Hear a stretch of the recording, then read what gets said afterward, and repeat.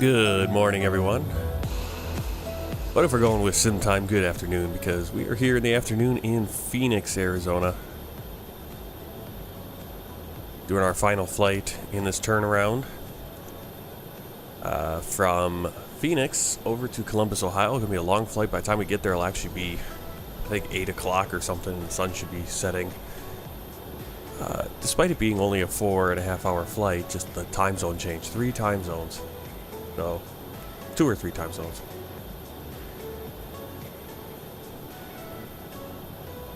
Alright, a planned takeoff is... Let's see... 13, 19...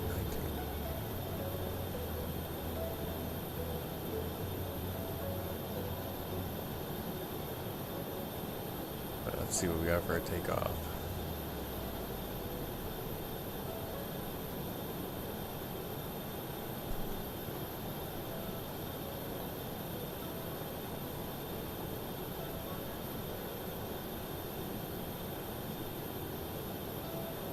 Alright, just getting a few things set up behind the scenes. Let's get inside the plane.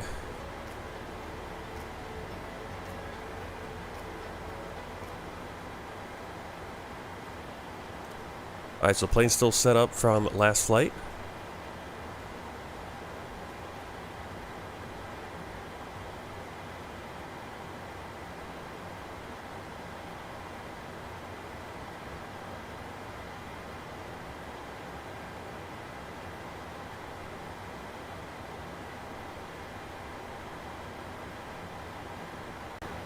Hey Don, welcome in. Glad to have you here. Alright, let's start that. Self-loading cargo, get that going. Make sure Love Cars is up and running. It is. And one more thing, I need to get my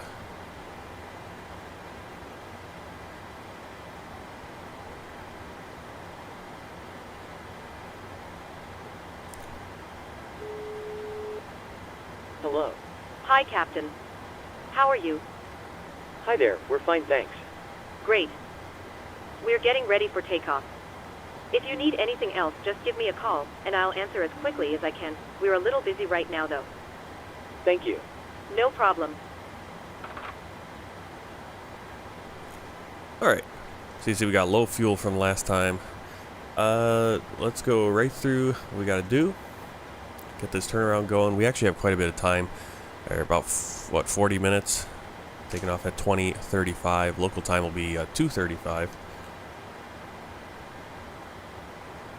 Now I just gotta find my...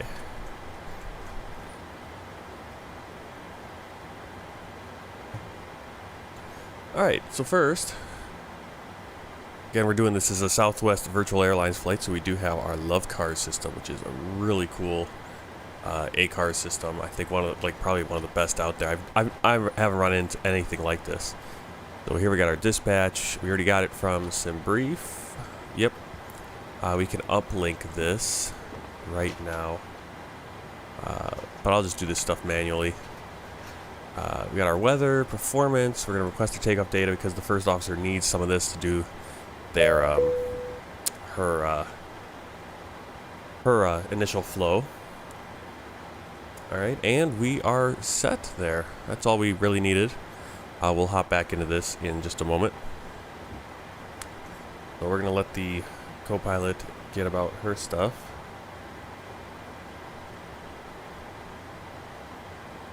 Okay, just make sure that works. Through flight procedure. Check. Okay, so she'll set this. I think she needs this departure information for right up here, really. Everything else is kind of irregular stuff.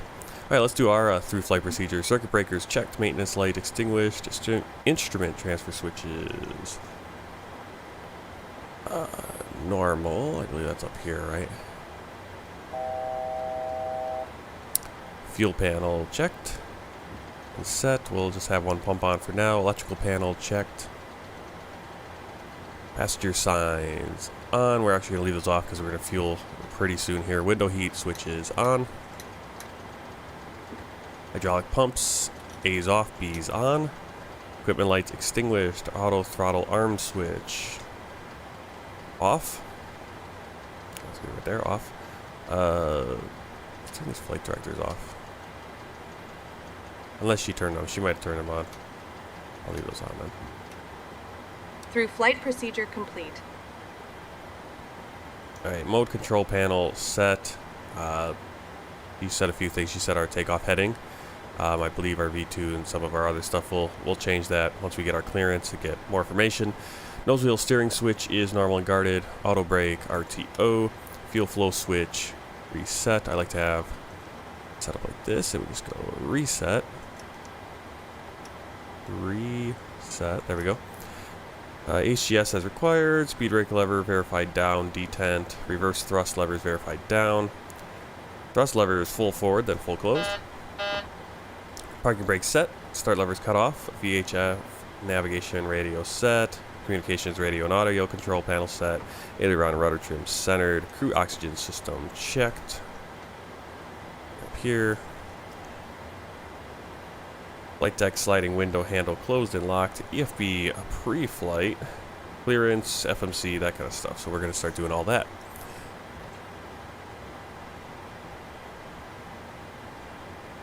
Alright, so let's get in here and get our fueling going.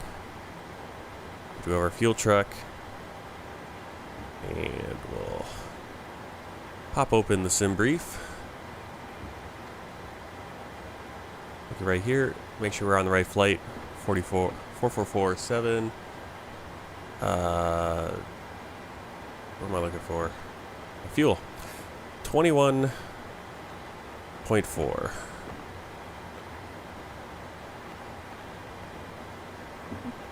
I was listening to the audio of that Southwest flight that had the engine cowling fly off, and I can't remember where the flight was between, but I thought when they said their fuel they had remaining on board, I thought that was really high.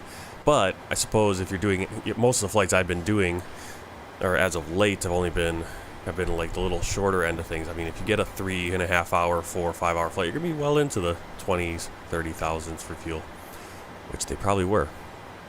I can't remember where they were flying to. Like Denver to... I feel like it was Denver to Dallas, though, or Denver to Fort Worth or something, so it wasn't really... Seemed like a lot more fuel than they needed. But... Alright, we got that. Alright, perfect. Okay, let's keep going here. Let's do our little bit. Get the FMC start going. Phoenix. That's all in there. Route. Phoenix. And I need to... Alright, and we're going to Kilo Charlie Mike Hotel. I gotta double check this because every time I do it, I flip the letters. Yeah, Charlie Mike Hotel. I believe we flew the Air New Guinea Boeing 737-800 from Aniaria to Port Moresby in one of your live streams some time ago. Can you try the Solomon Airlines A320 sometimes later? Did I never fly Solomon Airlines A320? I'll have to check. I feel like I did. Or at least I downloaded it. But maybe I ended up canceling that particular airline flight and picked a different airline to go with it. Yeah, we'll have to jump in there at some point. Try to keep that in mind. Once we get up in the air, I'll probably look at that and write something down and put it on the schedule, or put it in the hopper if we'll ever get to the flight, actually. I've got so many flights that I want to do that have been requested, and I need to start doing them. But then I get into like just flying Southwest Airlines here lately. I actually just joined another virtual airline, which is the Star Alliance, which basically has all kinds of airlines all over the world, which is I'm really excited to do. You're loud and clear. 5 over 5. Alright, loading the route. Okay, Captain. Radio check is complete. We'll contact you when we're ready to start loading. It's taking a while. Roger. Round to cockpit. Go ahead. Hi there. Let me know if this audio right here that's like the crew is a little too loud. Like I have it turned down on my system, but I don't know if it actually affects the volume of it in the stream itself. Oh wait, That's why. It jumped back up again. There we go. That should fix it. I think it does affect it. Alright. Activate. Execute. Alright, we need flight numbers. Southwest Airlines. 4447. Another 4. Put that in there. Runway. Right now we're planning our runway, I believe, 25.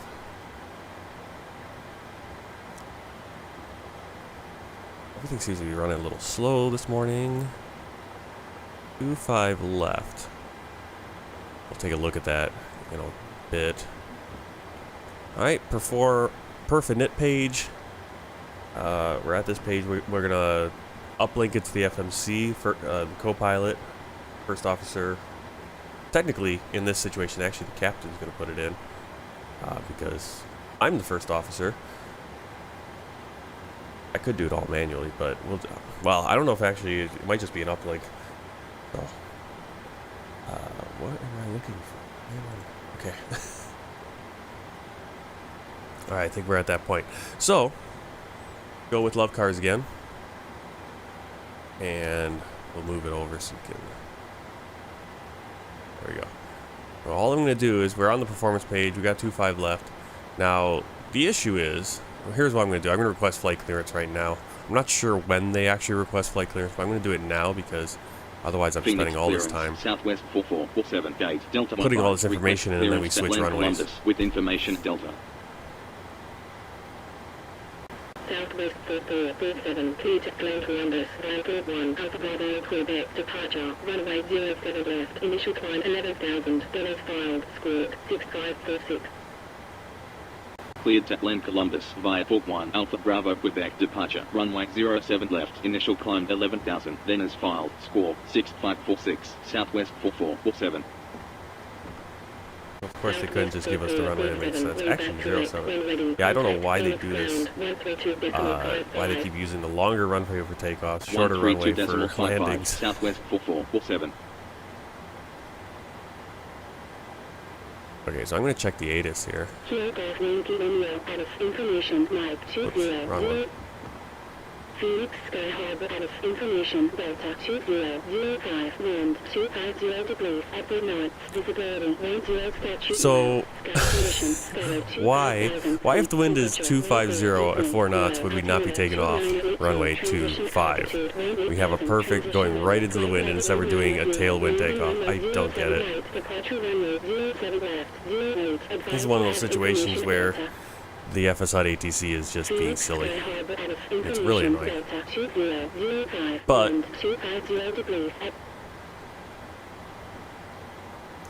what's going to happen? Well, we'll come back to that a little bit later. We'll put in the uplink for 25 left, and it doesn't take too long to switch things.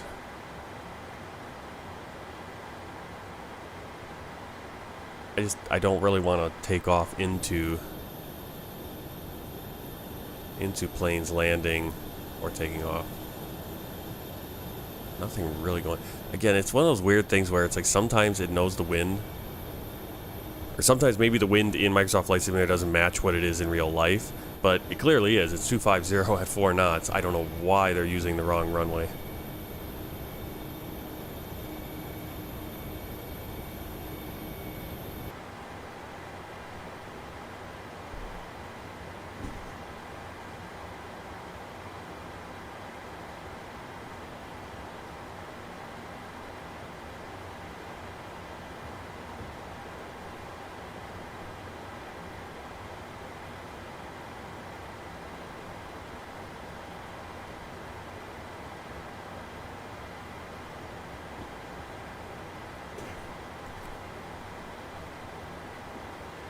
Alright, well, let's get things going as quick as we can. So uplink to FMC. I don't know why I pulled out of the...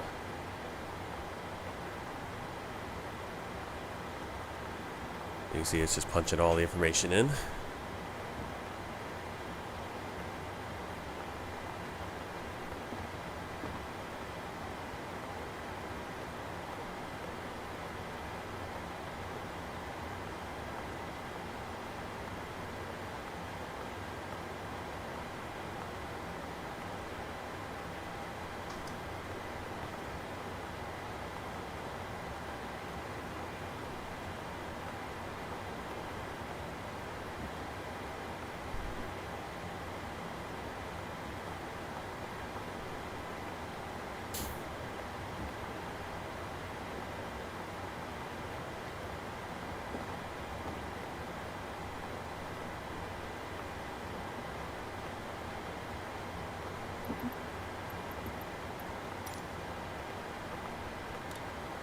shouldn't have done that.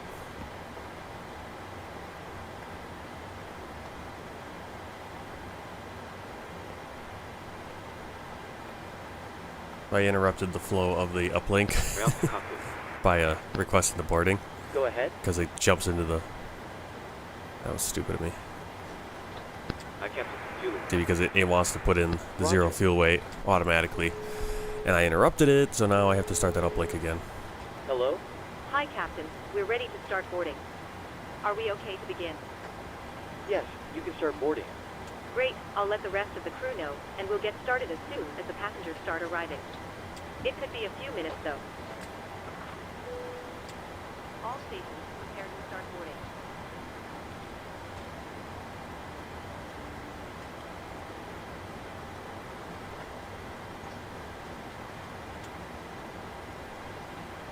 Let's do that uplink to FMC again.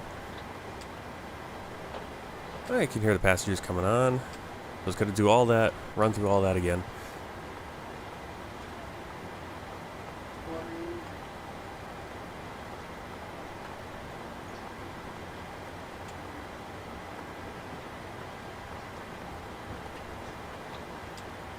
Now, while that's getting into the FMC, there's a few things I can look at. The V2, already in there, so she must have already put that in. Let's see. 258 for our... Phoenix clearance, Southwest 4447, gate, Delta 15, request. Alright, I'm going to request clearance again. With information, Delta. Southwest 4447, clear to climb Columbus. See, it screwed up my fueling. Quebec, departure, runway 25 left, initial climb Why is it not fueling 11,000, anymore? Gunners filed, squawk 6546. Cleared to land Columbus via Fort 1 Alpha Bravo Quebec departure runway 25 left initial climb 11,000 then as filed score 6546 Southwest 4447. Hi there. We now refuel. Southwest 4447, way back correct, when ready, contact Phoenix ground 132.55. 132.55 Southwest 4447. Alright, she also put in the cleanup altitude, 2135.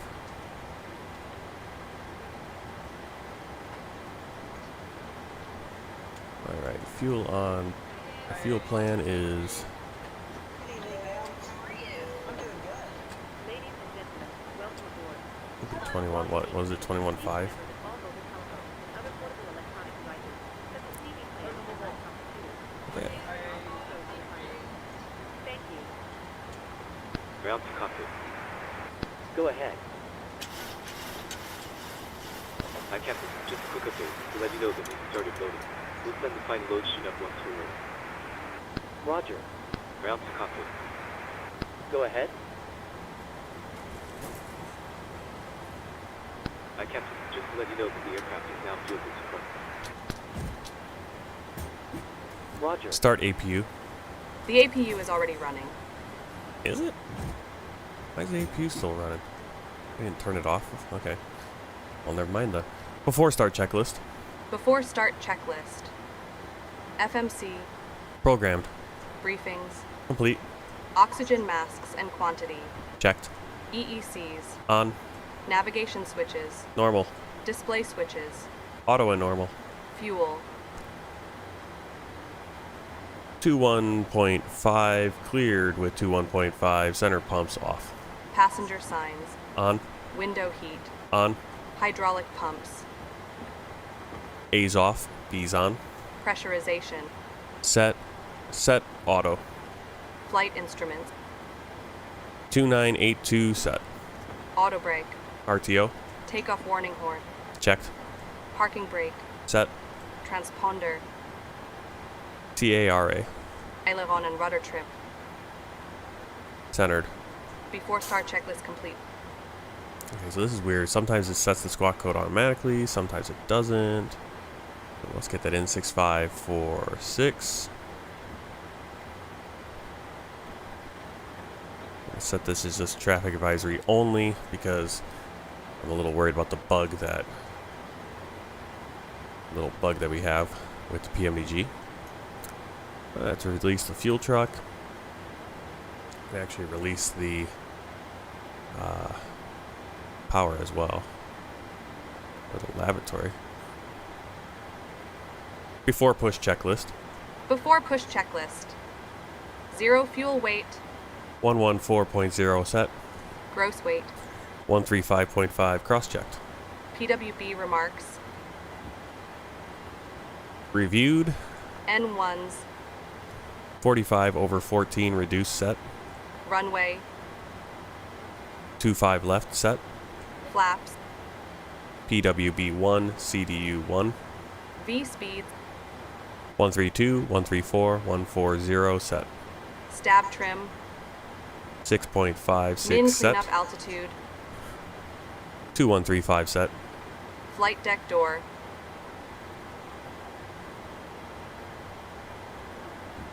I guess I did that a little too early.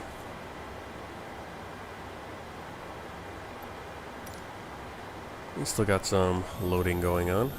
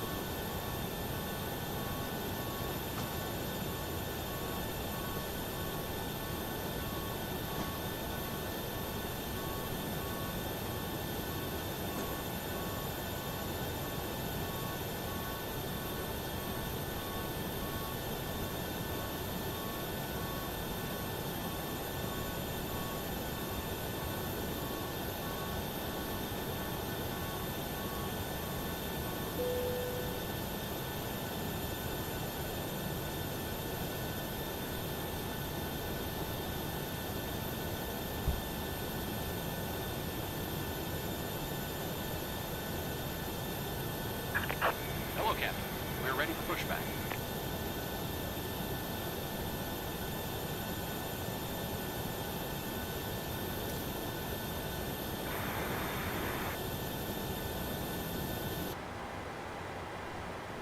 Loading has been completed. We're sending the load sheet up to you now.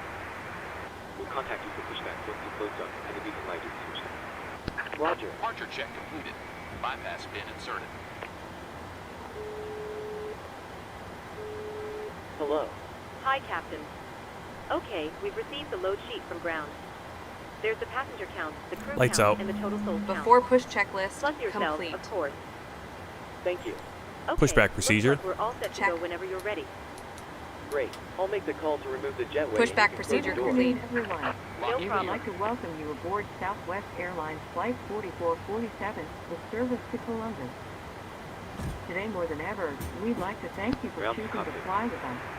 Go Shortly ahead. after takeoff, we will serve complimentary Ground soft code. drinks, juice, and coffee. Ground copy. Beer, wine, and liquor Go are ahead. also available Tow for is purchase connected. or with a Release valid bucket drink brakes ready for coupon. pushback. There is a beverage menu Roger. in your seat back pocket, or you may go to the Southwest beverage menu on the in-flight entertainment portal at southwestwifi.com, where these options are displayed. This aircraft is Wi-Fi equipped. We hope you enjoy our free TV and movie options. Phoenix ground, Internet Southwest service may be 4447 purchased gate, for Delta $8. 15, request For more pushback and start information up. on accessing free Wi-Fi and our entertainment options, Southwest check the beverage menu in 4447, your pushback and feedback startup pocket. approved. We will let you know. Pushback when and we start up approved approved, Southwest electronic 4447. devices. Small portable electronic devices, such as cell phones and tablets, may be used in airplane mode during all phases of flight. Cellular functions must be turned off once the forward entry door is closed. If you are in an emergency exit seat, please review the safety information card in the seat back pocket nearest you.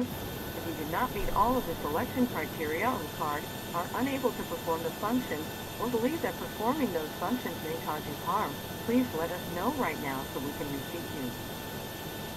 So that we may push back from the gate, Please fasten your seatbelt, raise your seat back, Locked and ready to go. to the full upright and locked position, and make sure carry-on items are completely under the Yes, sir. seat, in front of you, or in an overhead bin, Toes attached. leaving the area around your seat clean. Stand by while we start Laptop pushback. computers and portable electronic devices of similar size must also be stowed at this time. If you wish to use them after takeoff, please stow them under the seat in front of you. Thank you for choosing Southwest Airlines. I always forget. I have to Welcome aboard. get these chocks removed. There we go. Commencing sparking orders. Good All afternoon, engines everyone. clear. Start at On will. the flight deck, this is your Cabin crew, please arm doors. I'd like to welcome you aboard Southwest Captain. Airlines Please clear Flight the stand. 4447 Go in down. service to Columbus. We will be pushing back from the gate shortly. Our flight time today is 3 hours and 40 minutes. Thank you for flying Southwest Airlines. Starting number Welcome 2. aboard. Roger. Start number 2. Ladies and gentlemen, Start number 2. if you could have your attention for just a moment, we'd like to point out the safety features of our Boeing 737-700. A safety information card is in the seat back or literature pocket in front of you. To fasten your seatbelt, slide the flat end into the buckle. Pull the loose strap to tighten. Oil To pressure. release, lift up on the buckle. Position your seatbelt tight and low across your hips and wear it any time you are seated. There are 6 emergency exits, 2 forward exit Set doors, marking 2 for overwing window exits, and 2 exit doors in The the brake back. is Light on. off. Signs Roger. overhead and Unlocking lights on the gear. floor Keep lead your to front brake exit. on while we monitor If an engine evacuation service. is necessary, follow flight attendant Roger. commands and leave everything. This aircraft is equipped with life rafts. 1 life raft is located in the forward ceiling compartment and 2 life rafts are located in the ceiling compartments at mid-cabin. In the event of a water evacuation, use the life vest under your seat. Remove the vest only if told to do so. Pull the red strap to open the container and remove the pouch. Remove the vest from the pouch as shown on the safety information card. Place the vest Roll over back. your head. Wrap the strap around your Ready to waist. start number buckle 1. it in the front Starting and number pull to 1. tighten. Start number 1. Once outside, Start pull number down 1. on the red tab to inflate the vest. To manually inflate, blow into the tube at your Tow truck shoulder. disconnected. Your vest has a Bypass light bin that turns on automatically in the water. Please refer is to the clear. safety I was wrong about those center information pumps. card for use I don't know of why. life Pressure. vests on an infant. Flight attendants will distribute additional vests if needed. We are coming by to check that your seatbelt is fastened, your seat back and tray table are in a full upright and locked position, and your carry-on items are completely under the seat, Light in front off. of you or in an overhead bin, leaving the area from the seat clear. Smoking is not allowed on board, including the lavatory. The Okay, use Captain. and charging Looks of like a good electronic start on all cigarettes engines, so is it's prohibited. those rules. Federal law You're good. prohibits We'll tampering get with, ourselves- disabling, We'll or have to stay destroying inside. any smoke Look out for the detector thing on the in left. an Enemy aircraft feedback. lavatory. It is also Thanks for the help. prohibited to Pin on the consume left. alcohol We'll see that you you next have time. brought with you on this flight. Federal aviation regulations require passenger compliance with the lighted passenger information signs, posted placards, and crew member instructions, including information on seatbelts and smoking. Roll back. Needed, 4 oxygen masks will drop from a compartment overhead. To activate Ready for the flow after of start oxygen, procedure. Pull down on the mask until the plastic tubing is fully extended. Place the mask over your nose and mouth and breathe normally. Secure the mask with the elastic strap. Although oxygen will be flowing, the plastic bag may not inflate. After start Continue procedure. wearing the mask until otherwise notified by a crew member. If you are traveling with children or anyone needing special assistance, put it on your Standing by mask flaps. first. Please remove any face Flaps covering 1, control before check. donning an oxygen mask. We are here for your comfort and safety. Please report any unwelcome behavior to a flight attendant. Thank you for your attention. Now sit back, APU relax, off. and enjoy Positive your 3 rate. hours and Landing 40 gear minute flight to Columbus. Whoops. Wrong Welcome one. aboard. That's not what I wanted to do.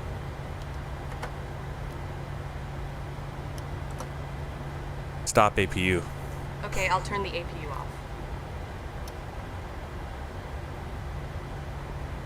Before taxi checklist. Before taxi checklist. Electrical. Generators on. Probe heat. On. Anti-ice. Off. Flight controls. Free.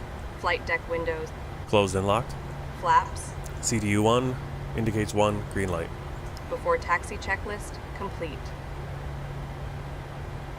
Phoenix ground, Southwest 4447, request taxi. Southwest 4447, taxi to holding point, runway 25 left, via Delta, Tango, Echo. Hi, Captain. The cabin is secured for takeoff. Taxi to holding point, runway 25 left, via Almost Delta, ready. Tango, Echo, No Southwest problem. 4447. All stations for takeoff. Delta Tango Echo. Where? Okay, so we're gonna take. Actually, we're gonna take Delta Echo 10, Foxtrot 10, Foxtrot Golf 8. That's how we're gonna get there. There you go. No idea what Delta Tango Echo is, where they're getting that from, but here we go.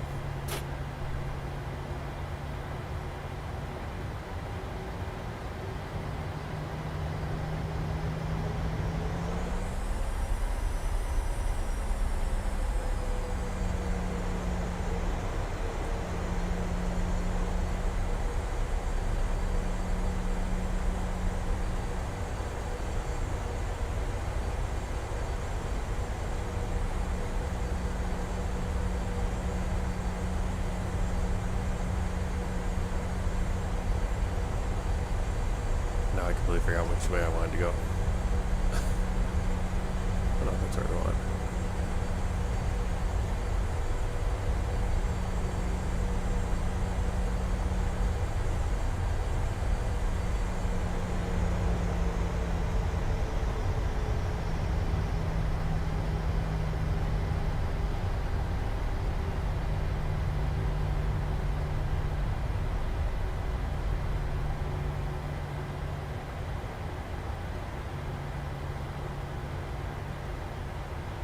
Should get clearance across this, but where? Yeah, I don't know why this thing is. Lights on. Lights on. Yes, again, sometimes the ATC is a little useless. Of course, we're probably going to be flying into planes taking off here because there's not a lot of activity.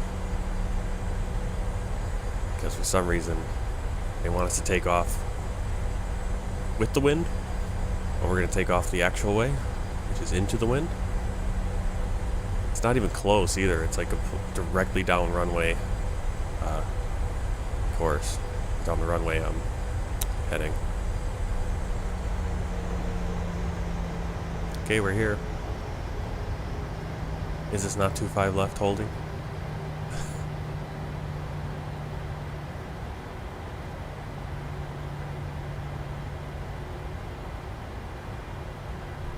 Alright, well, ATC is going to be a boob about this. Let's put the LNAV on. Auto thrust. Configuration, attend button. Before takeoff checklist. Before takeoff checklist. Min takeoff fuel. Verified. Departure plan. Complete. Attendant notification. Ladies and gentlemen, Complete. we've been cleared Electrical. for departure. Generators Enjoy your on. flight. Anti-ice. Off. Packs. Engines on. APU off. Engines on. APU off. Leads. Oh, I'm reading wrong. Engines on. APU off. Start switches. Left continuous. APU. Off. Flaps. CDU 1. CDU 1 indicates 1 green light. Start levers. Idle. Recall. Checked. Before takeoff checklist complete. Alright. Southwest 4447, clear for takeoff, runway 25 left.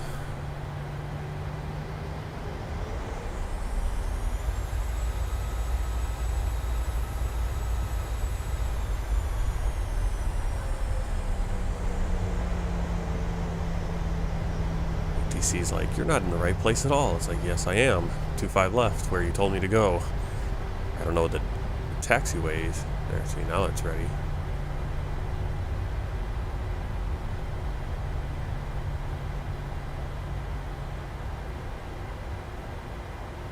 Phoenix Tower, Southwest 4447, runway 25 left, ready for departure. Southwest 4447, contact Phoenix Tower, It's so long. 118.7. 118.7, Southwest 4447. Just sitting on the runway, minding my own business. Southwest 4447, line up runway 25 left. I am on 25 left. Line up Can we runway park 25 here? left, Southwest 4447. I can't wait until Beyond ATC comes out. Hopefully it's better than this. Why don't you just use VATSIM? Well, because VATSIM doesn't really have coverage and I have to step away a lot. At 4 knots, runway 25 left, cleared for takeoff. Runway 25 left, cleared for takeoff, Southwest 4447.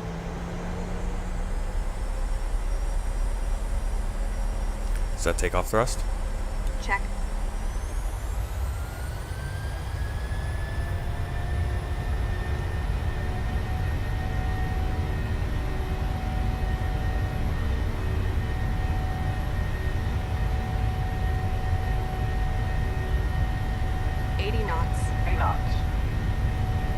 Still have, oh, that must be the PMDG. I need to turn that off in the double callouts. At least I turned off the 100. V1. Rotate. Turned off the 100 for the Airbus coming out of self-loading cargo. Positive rate of climb. Landing gear up. Positive rate. Landing gear up.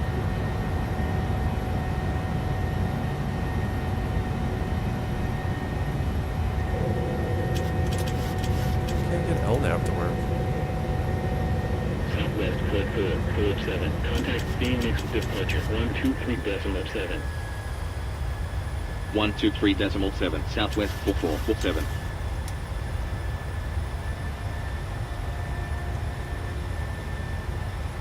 Phoenix departure, Southwest 4447, Fort 1 departure at 2,600, climbing 11,000. Southwest 4447, radar contact, continue climb 11,000, altimeter 2984. Continue climb 11,000, Southwest 4447.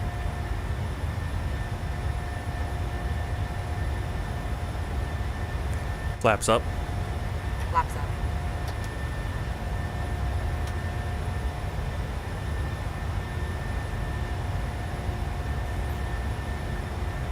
Southwest 4447, proceed direct. There we go, now the LNAV is working. Proceed direct, Yankee Oscar Victor Kilo uniform, Southwest 4447.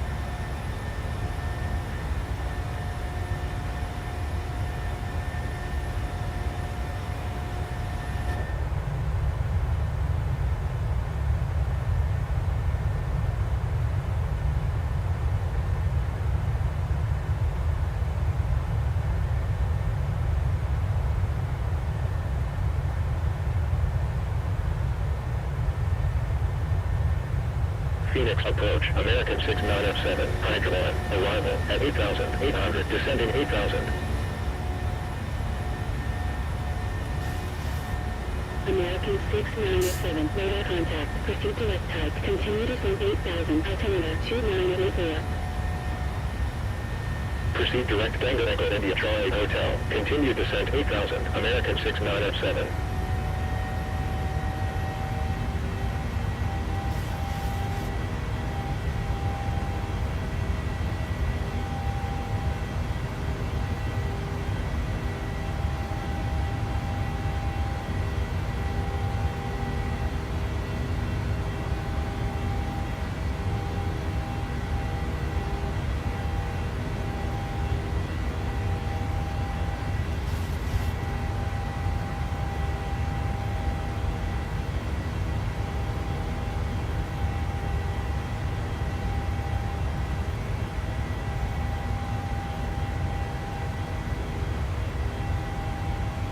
American 6907, continue descent 7,000. Continue descent 7,000, American 6907.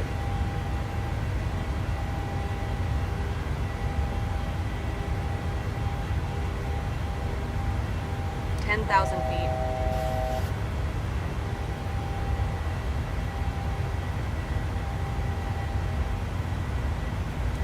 Climb checklist.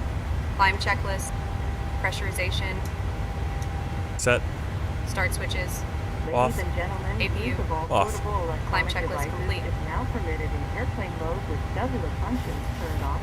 In a few moments, we will be coming through to take your drink order. We will be serving customers who soft drinks, beer, and coffee.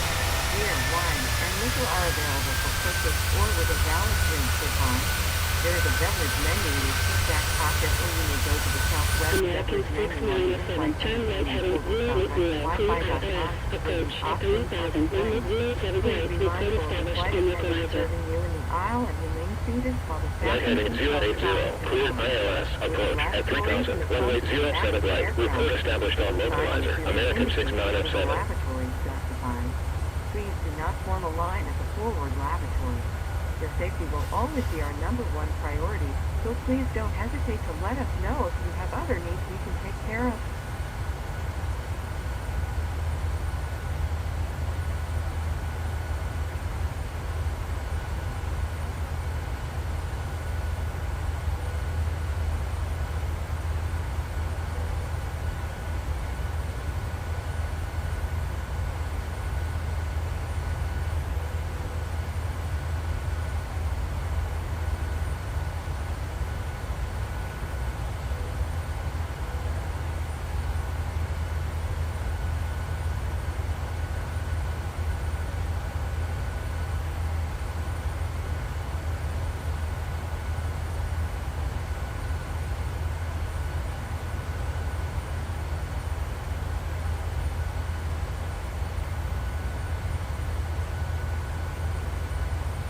Oh, I forgot to put our departure in, didn't I?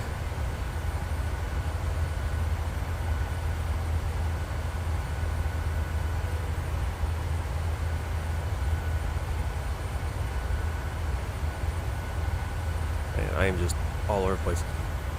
I didn't get up early enough, and so now I'm behind the plane.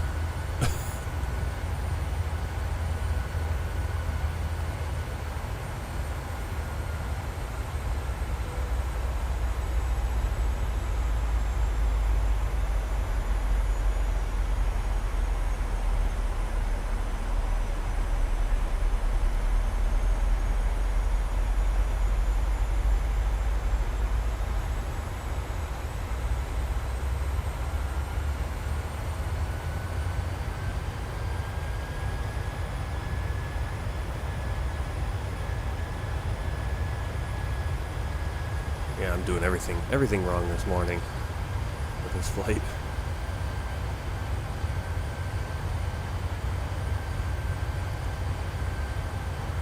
What happens when you live in a busy house? Alright. Alright, so flight level 370, flight level 370, flight level 370. Set 3 times.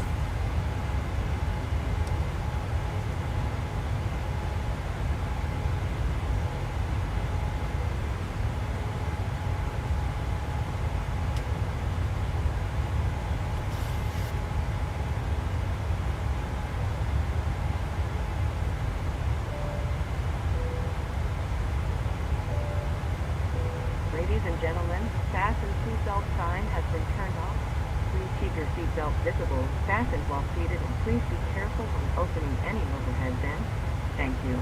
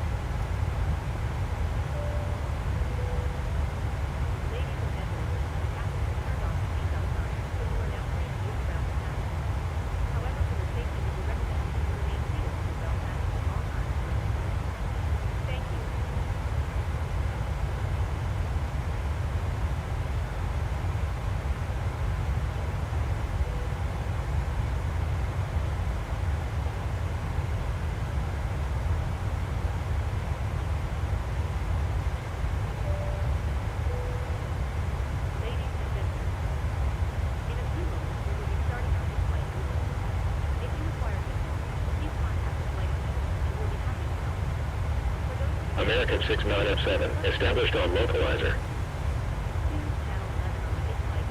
American 697, continue approach. Continue approach, American 69F7.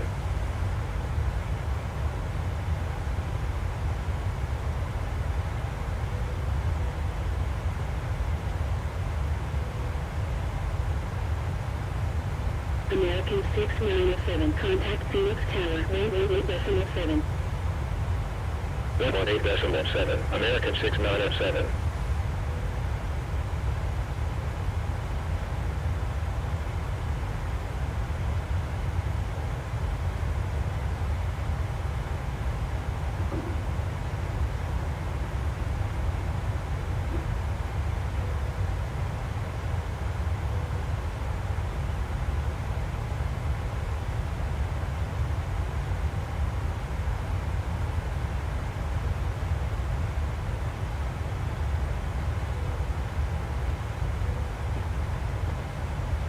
$18,000 feet standard set. Check.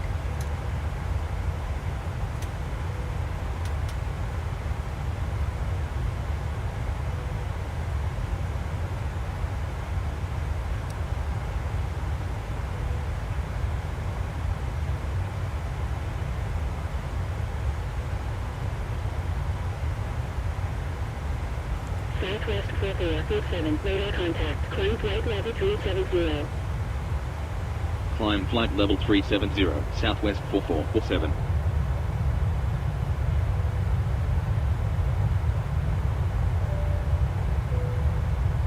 Ladies and gentlemen, we are about to start one of our big planes. If you'd like to watch, please plug in the headphones and select channel 18 for our restaurant. Thank you, and I hope you enjoy the film.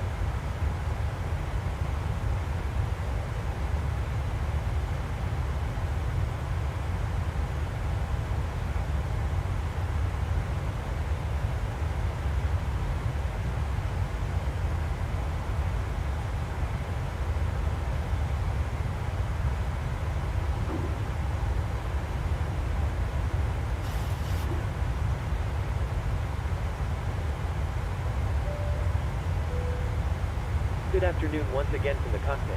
I hope all is well with you and you're enjoyed flying with us so far. We reached our cruise level and are currently flying at an altitude of 37,000 feet. We're making good progress towards our destination and expect to arrive on time as planned. You'll hear from me again once we're about to start our descent. Thank you.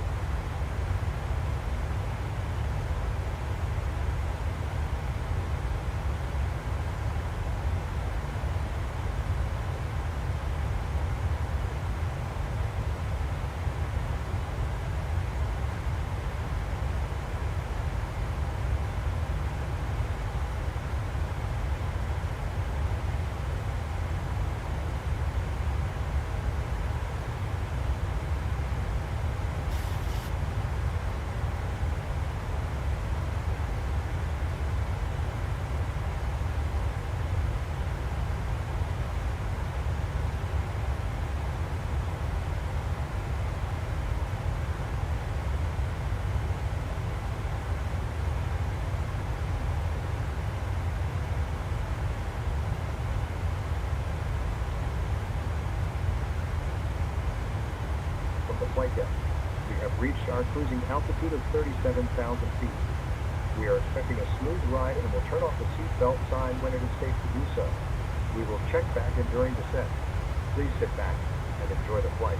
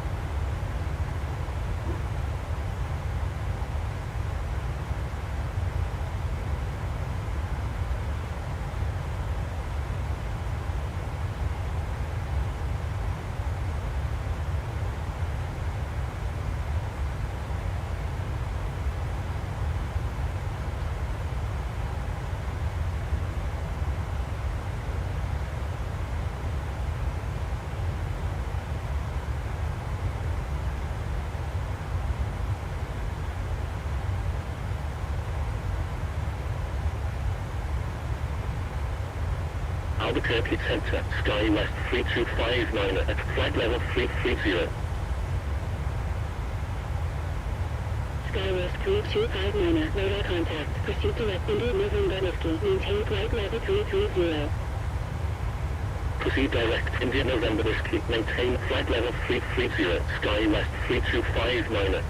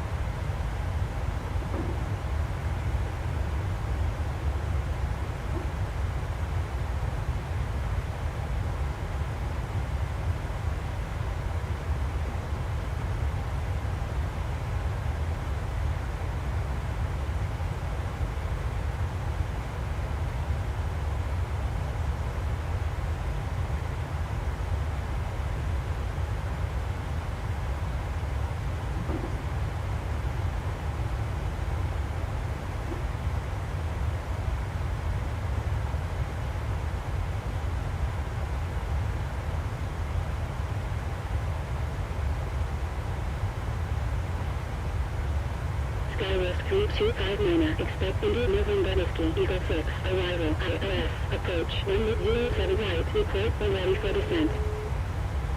Hello.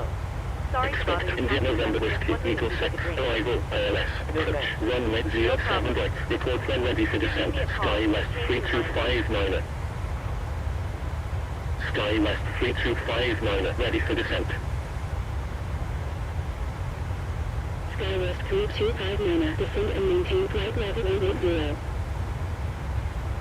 Descend and maintain flight level 180, Sky West 3259. American 106 Minor, cleared Zulu Uniform November, Eagle 6, arrival. Cleared Zulu Uniform November, Eagle 6, arrival, American 1069.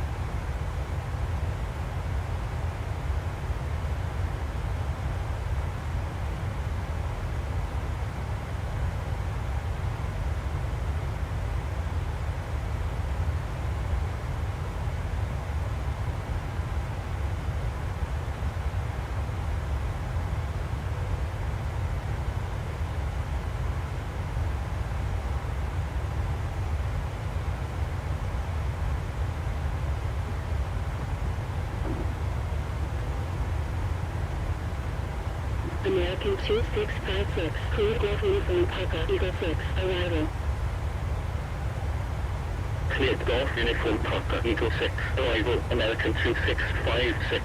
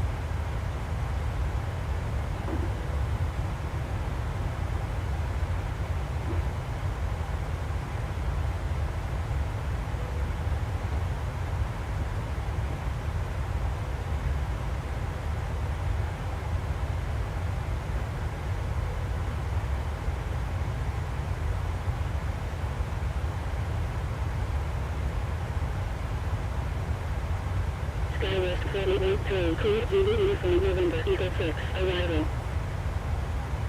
Cleared Zulu Uniform November, Eagle 6, arrival, SkyWest 4813.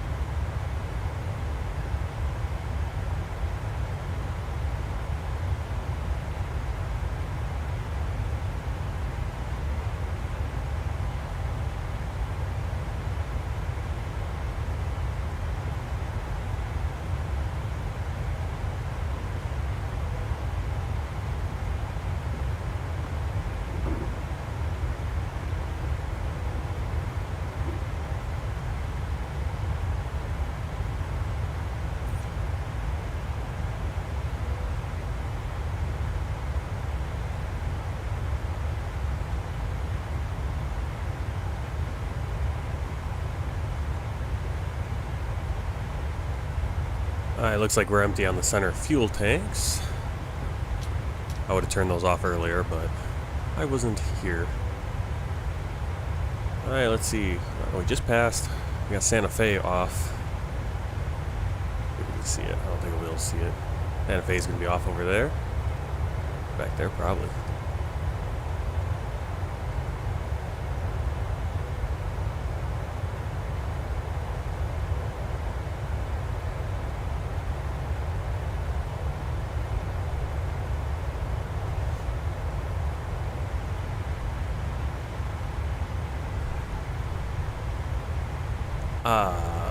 Doing VAT sim, I'm probably not.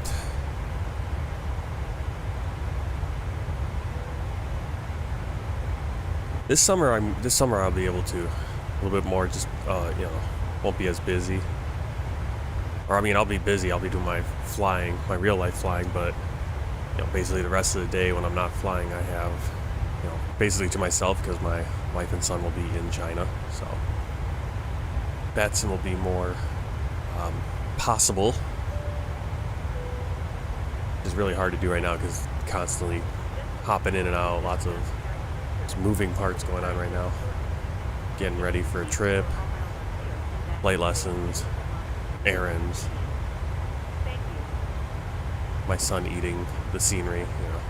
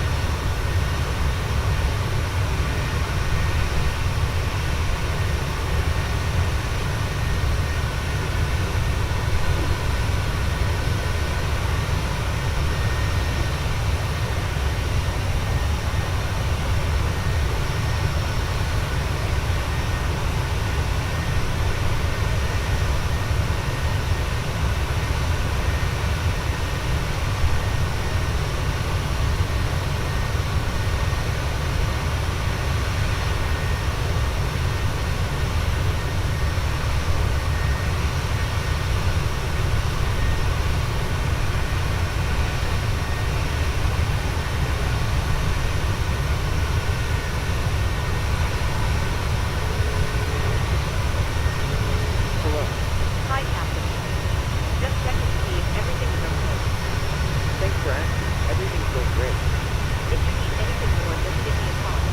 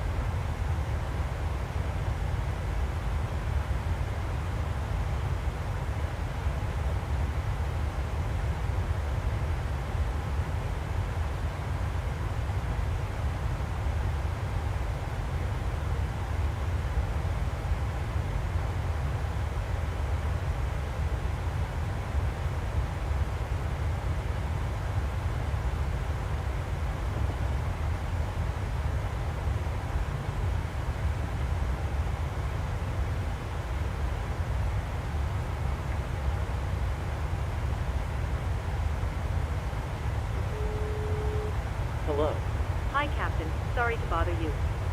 Would you like something to eat? Hello, hello. Hendrik the Plane Guy. Anyone else watching the stream? I'm not sure. Yeah, it looks like a few people. Kind of in and out. Right now, I'm messing around with FS Realistic, seeing what settings we can set up. Right now, you guys can't even, I don't think you guys can even hear anything being added in with FS Realistic, the sound-wise, but you can see I'm kind of breathing, which I think is, for me, the most important thing is the breathing. Just have the camera move a little bit. That's like, it's not just frozen in one spot.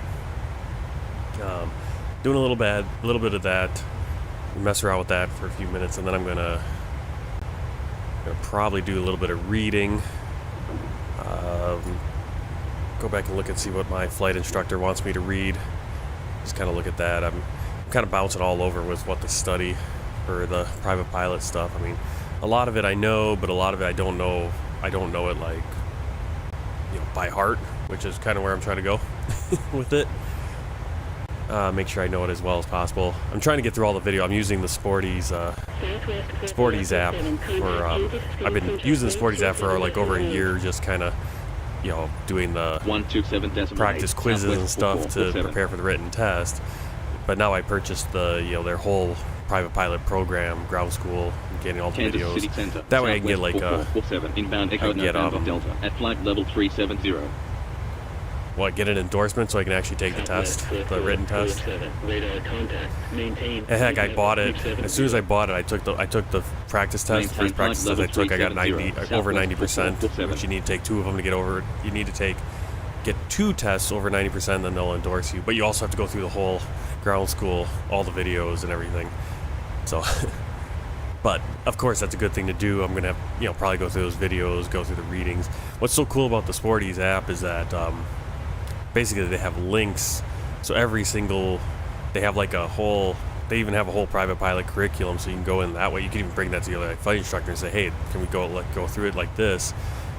And then it'll have like additional study, and it'll have literally just a link on there that you just click it, and it sends you right to the FAR or the, you know, the AIM or the, you know, the various different books where they're getting a lot of this information. Then you can go and actually read like 12, you know, to read that chapter, which, you know, depending on how you learn, I mean, it might be helpful, it might just be a slog and you're just kind of wasting time, but it's all there with a click. Hey Earth, how's it going, Earth? How'd you like the, well, I'm asking you because I'm assuming you're just Earth. The whole Earth. How'd you like the solar eclipse yesterday? Yeah, people were losing their minds here in the US. I didn't realize it was 40 years since the last time, or whatever it was, like 1984, 1980, something like that. I like Misfits. Yep, I do too. I like X-Plane. I mean, or I liked X-Plane when I first got X-Plane, and then Misfits came out, and it's been good. We'll see. I'm not sure what I'm going to do, if I'm going to get a Misfits 24. We'll see what the time situation, money situation, if it makes sense to purchase it at that point. I probably will. I didn't see it. I didn't have the special glasses, but when I kind of glanced up at the sun. The way you're not supposed to stare. And so I just kind of glanced up, and if I really quick just whip my eyes up to look, because we were only in the partial where we were, so I guess it was full over like Illinois, but we're up in Wisconsin, so we only got like 91%, which you could tell it was dimming, like everything was a little bit different, like your lighting, but it didn't really get dark at all. And if you looked up at the sun without eclipse glasses, all you would see is the sun. You'd barely be able, as your eyes first caught the sun and that first burst of light hit your eyes, you'd actually see the moon, you know, the moon blocking part of it that quick. But then if you looked any longer, besides doing damage to your eyes, you're not really seeing. It's just all bright, because basically a partial doesn't do any, you can't, without eclipse glasses you can't see a partial, basically. If I would quickly glance, I could see it just before my eyes adjusted. I could see the disk of the moon going over it. But I only did that like a couple times just to see, where it was, and then it started brightening up again, and it was gone. But I remember when we were down. I can't remember if it was our trip. It must have been when we went to the Southwest. And I think we were on our way back, and we were in like Nebraska, Kansas area, if I remember. Like Nebraska, Kansas, getting close to Iowa. And there was an eclipse at that point, too. I don't know if that must have been a partial, just like the whole U.S. must have had a partial. Because I don't remember, because I'm just seeing people are talking about, it's like, oh, it's been 40 years. I was like, I just remember us having an eclipse a few years ago. So it must have been a partial. And I think we did get a pair of eclipse glasses. We ran into the gas station, grabbed a pair of eclipse. Like, I think that was the last one they had. We only had one, so we had to share it. And, but that one where we were, it got a lot darker. I remember it was a lot darker with that partial. So it must have been I think we got 91% partial yesterday here in Wisconsin. So maybe where I was a few years ago, we got like a 98, 99. It was really close, I think, to a full, but it wasn't a complete totality. So that might be what it was. I didn't realize this was, first time in 40 years. It's that rare, I guess. People are acting like it's like it never, people are acting like it was going to be the end of the world and all this. It's like, you do realize that solar eclipses actually happen quite regularly. I don't know how regularly. I mean, it's not a once in a, I mean, it probably is a once in a generation thing for a totality over a certain area.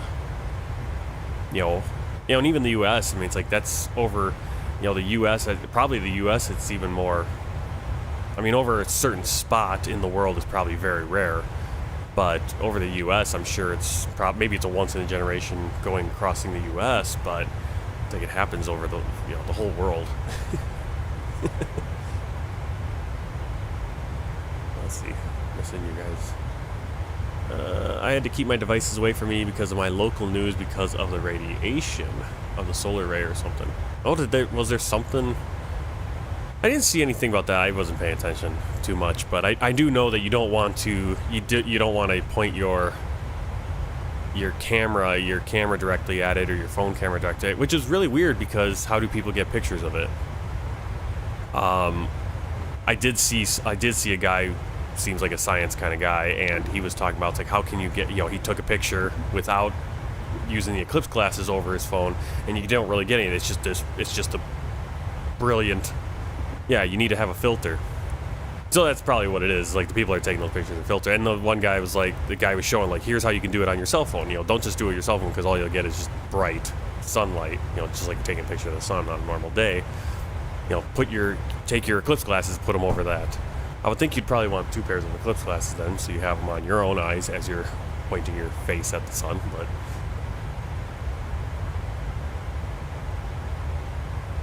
But I don't know. I didn't see anything about that. I'm sure there's, I don't know if I'm sure there's, I mean, there's all kinds of radiation. I mean, the fact is that all of our devices are already giving us radiation issues. I mean, I've heard some things about how, and no one's talking about it, but how like Wi-Fi and our, like, the 5G, I'm not saying like 5G is controlling your brain or doing, I'm not that, but it's just those like your Wi-Fi, those waves, the cellular waves that are being bounced all around us all the time, actually has an effect on us. Actually does cause some issues inside our bodies and stuff. So it's, I wouldn't be surprised if there was something. I don't know why there'd be more of an issue during a solar eclipse, because you're technically getting, for 4 minutes during a totality at least, I would think less radiation is reaching us, I would think. And even then, I don't actually think there's much of a radiation change at all with an eclipse. I'd have to. I didn't look into that, but yeah, I would think there would be because you're still getting the shadow. You're getting the shadow, but I don't think it's a significantly less radiation than a normal day. I mean, again, it would be less because you're not, like, the sunlight is literally being blocked. A certain amount of sunlight is being blocked by the moon's shadow. So it's kind of strange that there'd be more. It is very strange when an eclipse or a partial or a total eclipse is coming around. How everything comes out like, oh, there's these dangers. The sun is this and da da da da. It's like, okay. These are all dangers that I'm assuming probably are higher on a normal day when you don't have a 4 minutes of the sun, in a significant amount of time, like an hour, where the sun actually is being blocked slightly. And so you'd actually have less of those issues, I would think. I think the biggest thing with an eclipse is the fact that people are staring at the sun longer than you typically do on a normal day. I mean, on a normal day, you look at we all glimpse at the sun on a normal day.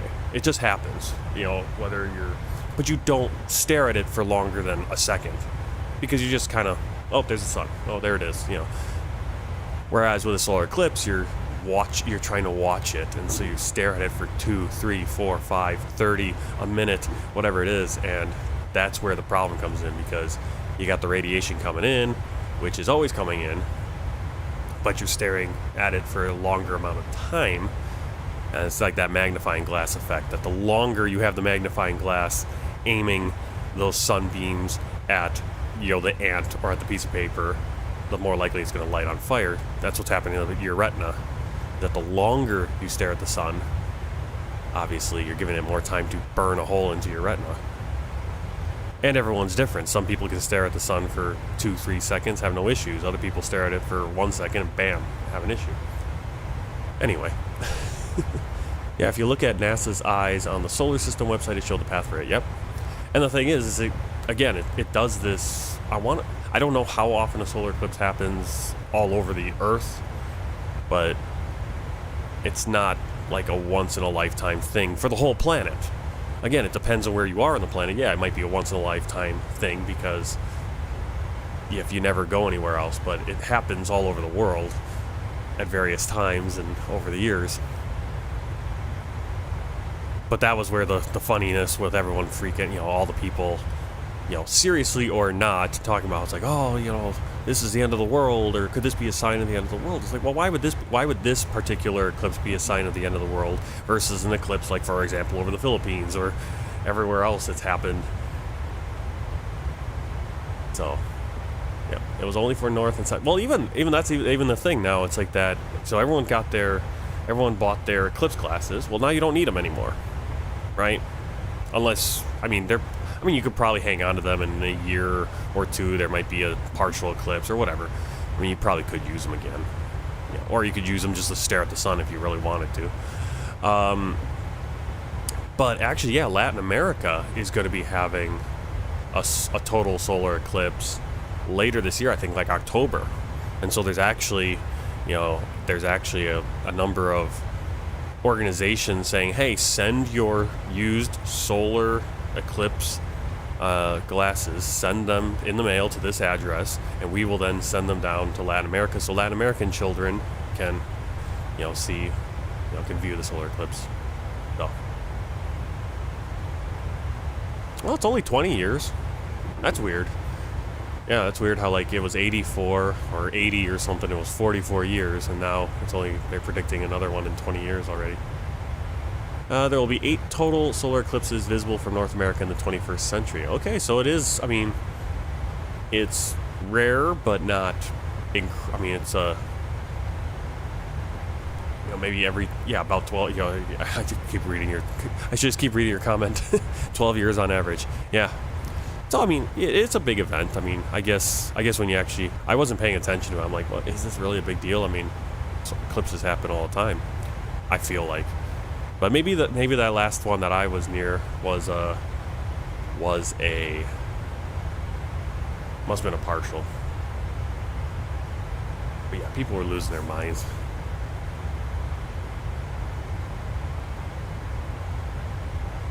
It felt like it was weird, like watching some of the reactions. It just felt like this weird religious experience for so many people, and it's like, really? I mean, okay, but these are the same people that would be like, I don't believe in any of that hooey stuff, but then, you know, something that just happens because of how the planets and the moon and everything. Then they're all like, oh, this is so, oh, such a spiritual event. It's like, what? You don't believe in any of that hooey, but then now suddenly it is something like that. It's weird. Thank you, Earth. Yeah, hopefully it'll pop up soon. If for some reason, if you subscribe on YouTube, it delays the notification. Twitch is really quick, but YouTube, it takes a little while. Hendrik the Plane Guy, birthday is on April 12th. Oh wow, I was gonna say, oh, that's gonna be a couple weeks, but that's actually this week. My wife's official birthday, her passport birthday, her government birthday in China is the 14th, April 14th. Her actual birthday is the 20th, though.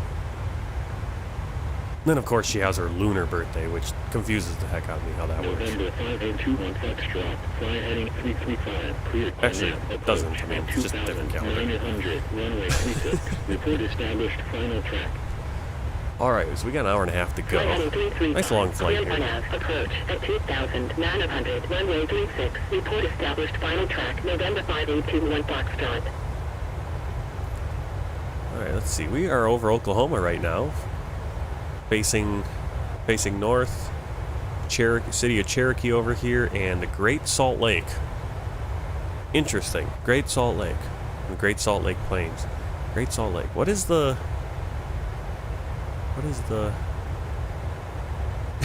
Yeah. Well, you have the Great Salt Lake in Utah, which is far greater than this Salt Lake, and that's where you have Salt Lake City. That's when I saw Great Salt Lake, or the name of that lake that we're looking at right now. That is Great Salt Lake in Oklahoma. It's not that big, but then I guess these are the Great Salt Plains right around here. November 7010 Alpha. Coming up on the Echo November Delta VOR, which is, I'm assuming, the Enid VOR. We'll have Enid to our north. I'm just flying right through Oklahoma. If I pop out the other window, Oklahoma City's going to be off in that direction, probably right under our... right over there somewhere. Oh, did you get some lag? I hope it's not the... I wonder if it's...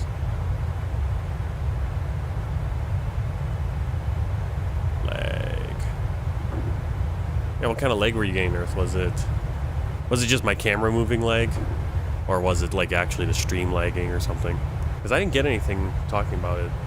But again, I don't have a ton of information. Let's see. Stream settings. Stream health. It looks like it's okay. Looks like everything's kind of balanced. It's not too bad, hopefully, for you guys. Hopefully. Earth is going camping on April 12th? What is April 12th? That is Friday. Okay. I'll be working. But hopefully I'll have Sunday off and Wednesday off, because I already scheduled... Unfortunately, my flight instructor is blocked off all Sunday, meaning he's doing something else, which kind of stinks. But I guess that'll just be a day where we can fly more in the sim, or we'll see what my family's doing. My wife and son wanted to. We'll probably go out. Hopefully it'll be nice weather. Starting to finally get nice weather again here. We were up in the 70s in late March, and then it just went back to being winter and the typical early spring cold rain and crap. Camp Far West. Oh, Camp Far West. That's the campground's name. Where is Camp Far West? Yeah, so, but I have a flight lesson today at 12:30. Probably get an hour and a half. Kind of just squeezed it in there. And then, but then Wednesday on the 17th, I'll have I think I'm scheduled for like 9 in the morning. So I don't know what my streaming plans are for that. Probably try to set up a short flight for this morning stream. I kind of want to just get in there and fly earlier in the morning. We'll figure it out. And then this summer's gonna be a whole different thing, because maybe I'll go fly really early and then I'll come home and stream, and yeah, I'll have the whole house to myself, so we'll be able to stream more and fly more here in the simulator. Maybe even do some other games. Camp Far West. I want to see what this Camp Far West is. I feel like I've heard of it. Camp Far West. Wheatland, California. That's pretty far west.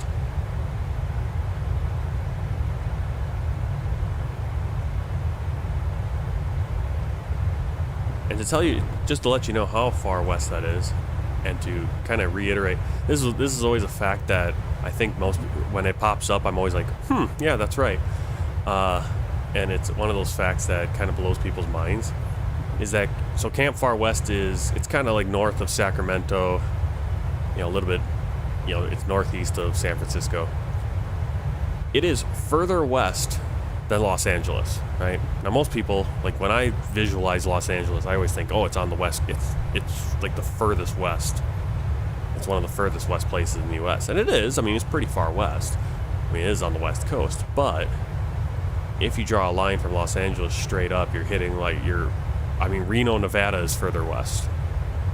You're in the eastern part of Washington State and Oregon, Spokane. If you draw a line up, you're almost at Boise. Boise is just a little bit further east than Los Angeles. Not that much more, though. Seattle, Portland, San Francisco are all further west than Los Angeles, which is something you don't think about until you actually look at a map and go, oh yeah. Yeah, similar to how I think most people don't realize that our eastern coast, the eastern time zone, if you just draw a straight line down from our eastern time zone, like Washington, D.C., you're hitting Colombia, Ecuador. You're hitting the west coast of South America. But we don't think of it that way. We think of it kind of just up and down, right on top of each other. Which, I've only done a few flights, like from the U.S. to South America. But it's like, yeah, you fly from Florida and then you fly to like Brazil. You're flying actually southeast. You have to fly to the southeast.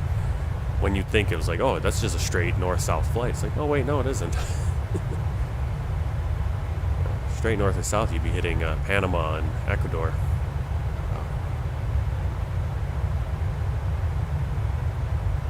And even like in my mind, I always, here with Southwest Airlines, we do a flight from Chicago. So my base is Midway for Southwest Virtual Airlines, is Chicago Midway. And one of the flights out of Chicago Midway goes to Cancun, Mexico. And I'm always thinking, okay, that's going to be kind of like a southwesterly direction flight. It's actually directly north-south, almost north-south. Which again is kind of weird to think about.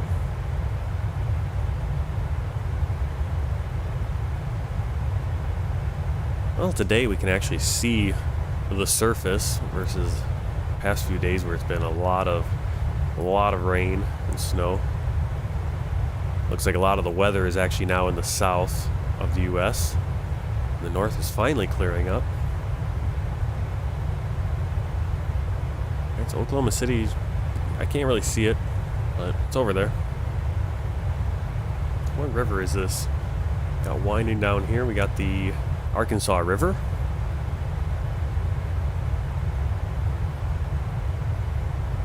Or as they would say in Kansas, the Arkansas River, right? Because Arkansas and Kansas are spelled the same, except for Arkansas obviously has the R at the beginning of it. Which is really interesting because I feel like I've seen Arkansas spelled Arkansaw. And I've seen like some place like that, or at least like a Kansas. Yeah, for some reason you got Kansas, which makes sense. And you have, I'm wondering if Kansas got their name from the Arkansas River. Ladies and now that I look at it, that's where, I mean, the river kind of starts in Kansas. I'll have to look that up. Anyway, finding out the names of things and where they get their names, and you're like, oh, I didn't realize that was from a river. I mean, it makes sense. I mean, what is Kansas, right? Or Arkansas, for that matter? Well, it comes from a river. Over 033, contact FT Work Center, 133.5. 133.5, envoy 4033. Wheatland, California. Let's see, what do we got going on here, plane guy?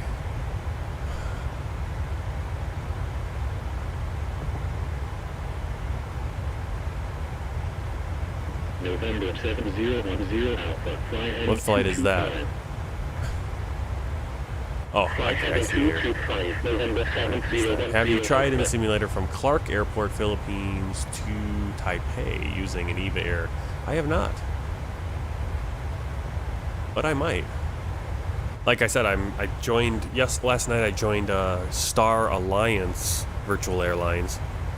And they have all these flights from, obviously all the Star Alliance airlines, United Airlines, EVA Air, Asiana,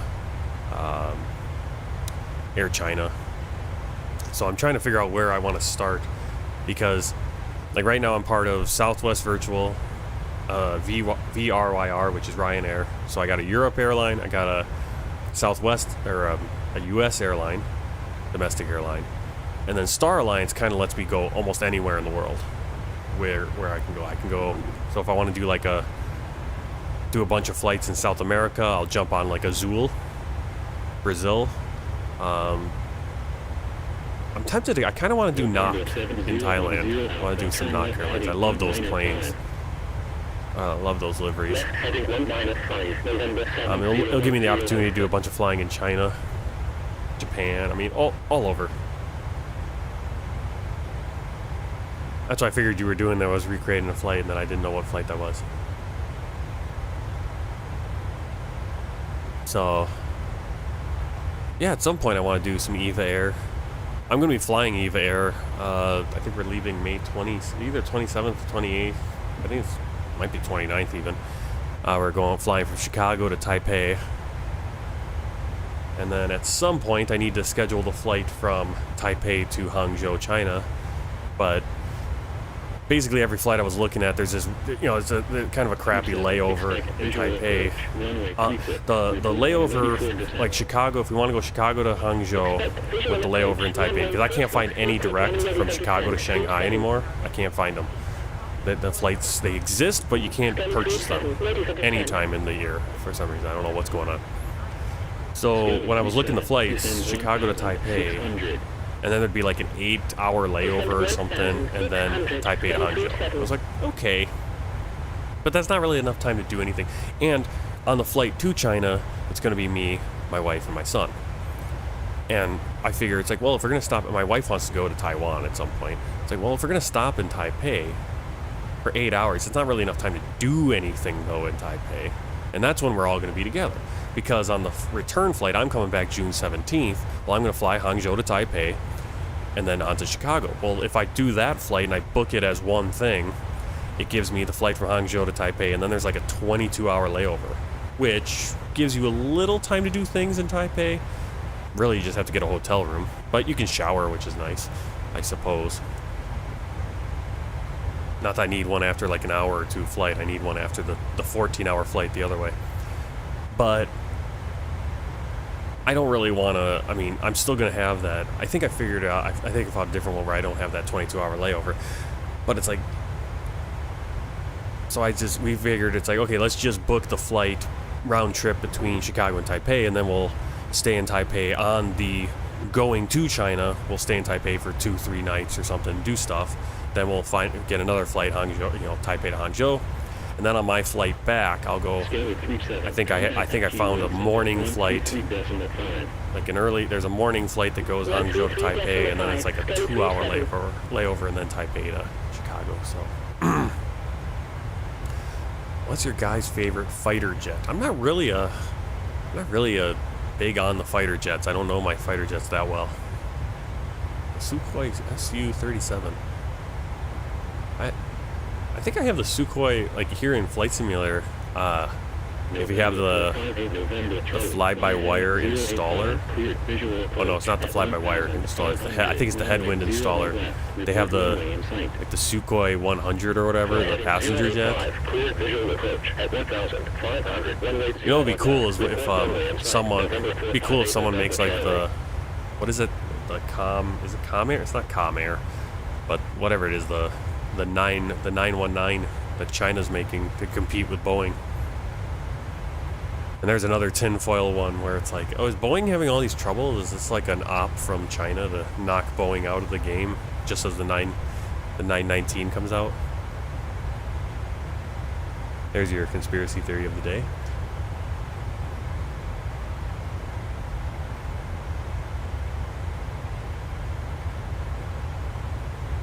Comac, yep, Comac, that's it.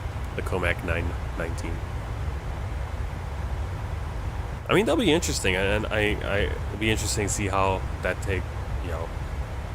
obviously it's not going to be in, how long before someone makes that, how long before those planes really start making an impact, and some third-party company here makes it for Flight Simulator 24. 133.5, some country 505. Because there will be people that are going to want to fly that plane, especially if it's, depending on the airlines that fly it, and if they want to be. I mean, I look at all the planes. I mean, there's so many planes offered for Flight Simulator. What always gets me is it seems like there's always a plane that I'm looking for specifically, and I can never. It's like that's the one that isn't available. I'm like, why is that one not available? And then eventually it is, and it just pops out of nowhere. It's like, oh, okay, there it is. Silver Hawk 4, ready for descent. Silver Hawk 4, descend for... What's Air Koryo flying right now? Because whenever I do Air Koryo flights, I've done it in the Boeing 737, which is not what they fly. But even back in X-Plane, I made the livery for Air Koryo for the 737. Air Koryo, what do they fly? They fly the...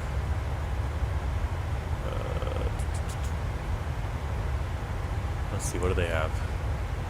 Okay, they fly the Anatov, the AN-148, the AN-24, the Ilyushin 18D, Ilyushin 62M, the Tupolev, so they fly a bunch of Russian planes. They only have 20 planes total. But again, those are very distinctive planes too. They look no different. Okay, like the Ilyushin's kind of like an MD, like kind of the 3-engine. Well, not the 3 engines. It's got the 2 engines. It's kind of like the regional jet, like your Canadian regional jets or your MDs. Tupolev is looks kind of like your typical your Boeing, your 737, your A320, and the Anatov. I mean, the Anatov's got the wings on the top, which is always, that's what makes it look so distinctive. What's the equivalent? Is like the BAE like that? Whatever that is. Got the wings on top. That's what always makes it look so weird to me.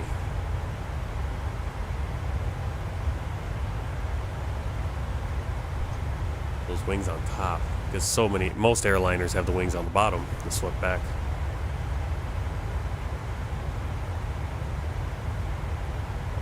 They only have one crash? Wow. I wonder if that's just a...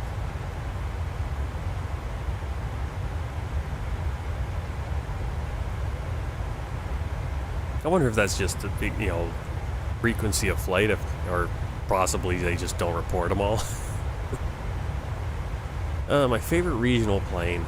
I haven't done any simming with the Embraers.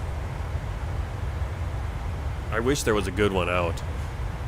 I think I tried the ones that are available, but they're not complete. So I'm going to say the CRJ because I've flown the CRJ.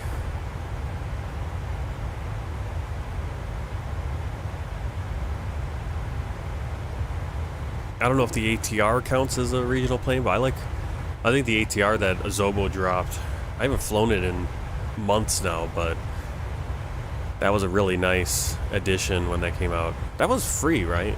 I didn't pay for that. I don't think I did. Yeah, I like the ATR. I think the ATR, I want to say that the ATR that Azobo dropped is, I think I like flying that a little bit more than the CRJ. I'm better at the CRJ because I've flown it more, but the one thing I don't like about the CRJ is, what is it? Aerosoft CRJ, is that I can't, it's very hard. You probably need special programs and all kinds of stuff to link up, to make it like that these knobs, your control knobs, can be controlled by an external whatever, any external peripheral. Like here in the, you know, I'm controlling my altitude right now with, I have the Thrustmaster throttle, and it's got a bunch of like knobs and buttons and stuff. And I've got it mapped to like up and down. It's like hat, and it'll let me do, which makes it so much easier for me to do the altitude than trying to get my mouse over here and get it, because sometimes you're moving and it bounces back and forth. While in the CRJ, I can't do, in the Aerosoft CRJ, I can't get those to work. It works in the PMDG, it works in the fly-by-wire, works I think in the ATR, but in the CRJ it doesn't. And then the CRJ, it screens, like your altitude is so tiny, it's written so tiny, so you always have to be zoomed in, and then I have to try to get over here and try to get on the knob, and the plane bounces around a lot more because it's smaller. It's like, oh, it'd be so nice, you know. Well, I have to try the FS to Crew for the CRJ again, because I think the one thing that's great about FS to Crew, or like right with the Southwest love cars that I'm using right now, is that you can tell your co-pilot to set things. So like I could say, set heading 074. Check. And there it goes. Which is nice. Alright, yeah, gotta sleep. Where are you at, Hendrik, that you have to sleep? Must be on the other side of the planet. Are you in the Philippines? I think you were mentioning the Philippines, so I'm gonna guess the Philippines. I think you said that before. Alright, well, good night. Have a good sleep. That's not too late. But yeah, I get it. I like to get to bed by like latest 9:45. Especially if I have to work the next day. But even if I don't, if I get to bed at 9:45, I can get up and do this early stream for me. Alright, well, good night. Thanks for coming in. Keep an eye out. Yeah, I'm gonna try to like at least get the stream running, if not always being able to talk, but at least have the stream going so you guys can kind of hop in and just see the flight and whatever flight I'm doing.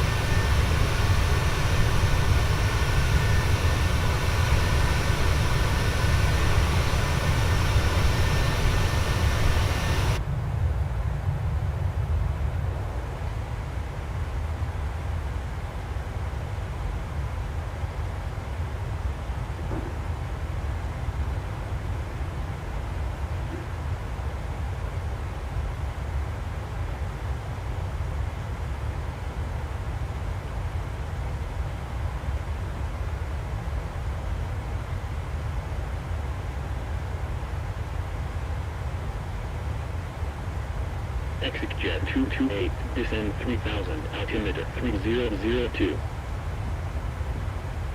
Descend 3000, exit jet 228.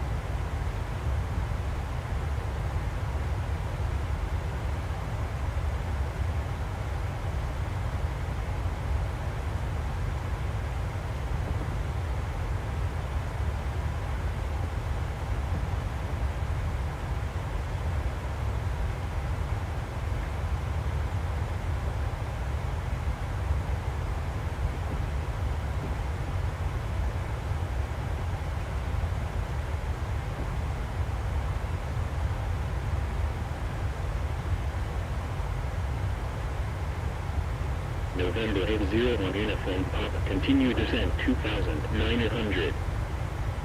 Continue descent 2900, November 801 Uniform Papa.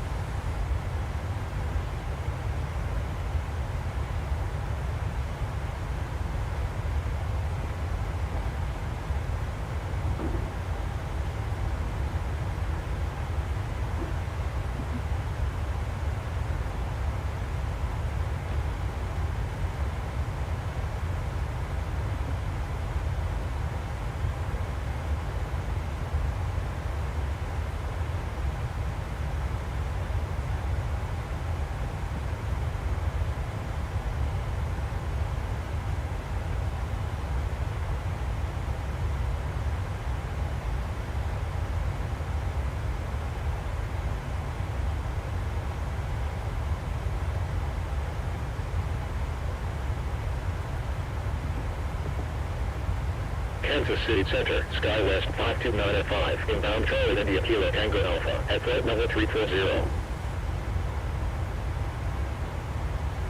SkyWest 5295, radar contact, proceed direct Charlie India Kilo Tango Alpha, then as filed, maintain flight level 340.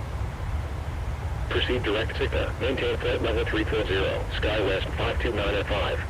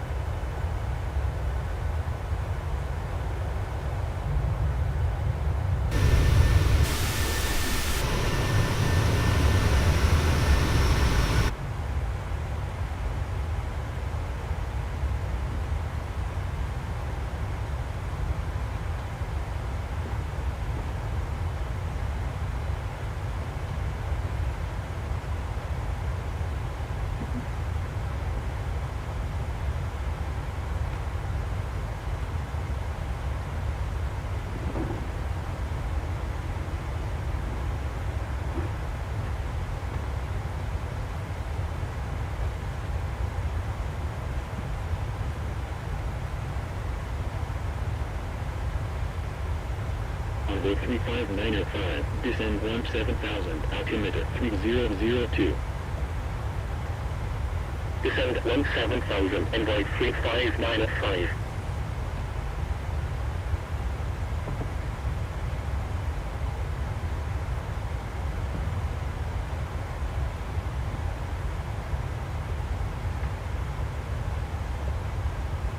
November 801 Uniform Papa, turn left heading 210. Left heading 210, November 801 Uniform Papa.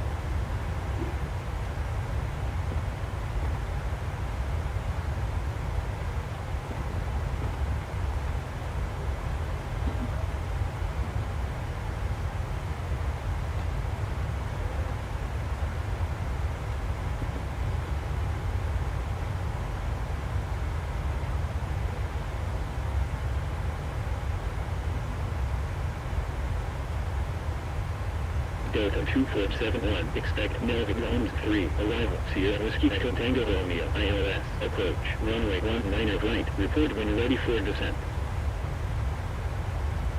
Expect Melvin Holmes 3, arrival, Sierra Whiskey Echo Tango Romeo, ILS, approach, runway 19 right, report when ready for descent, Delta 2471. Delta 2471, ready for descent. Delta 2471, descend 12,000, altimeter 2999. Descend 12,000, Delta 2471.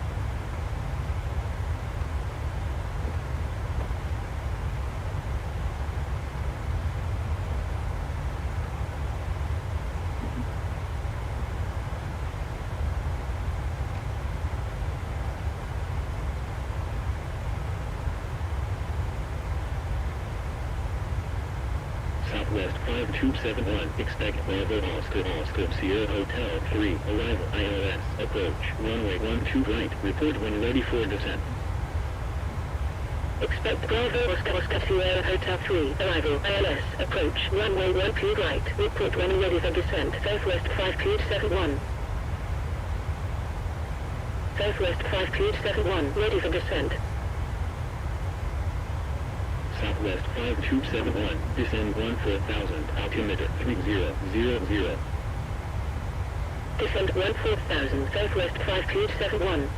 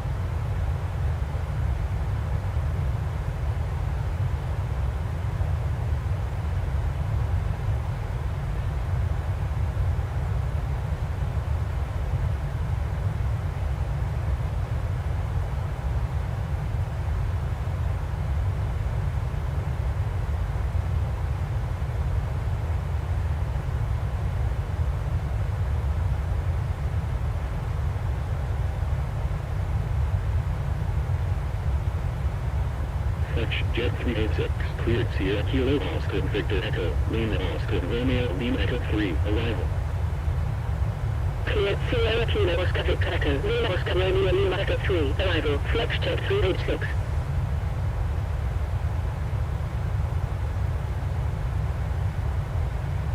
Fletch Jet 386, continue descent 10,000. Continue descent 10,000, Flex Jet 386.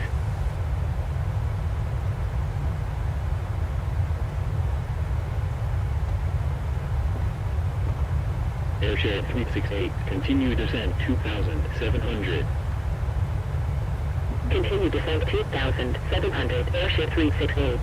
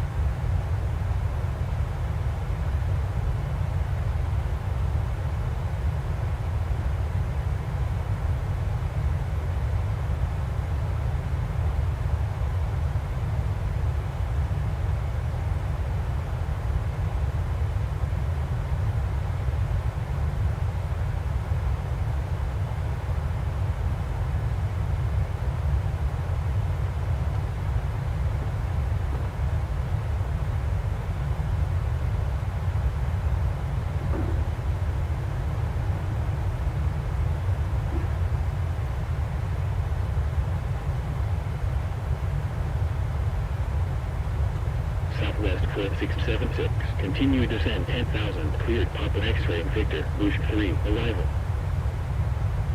Continue descent 10,000, cleared Papa X-ray Victor, Bravo Oscar Sierra Hotel 3, arrival, Southwest 4676.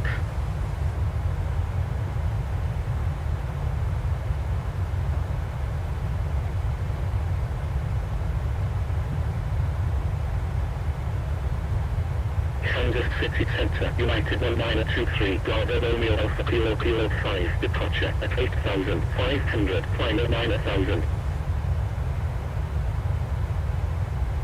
United 1923, radar contact, continue climb flight level 330. Continue climb flight level 330, United 1923.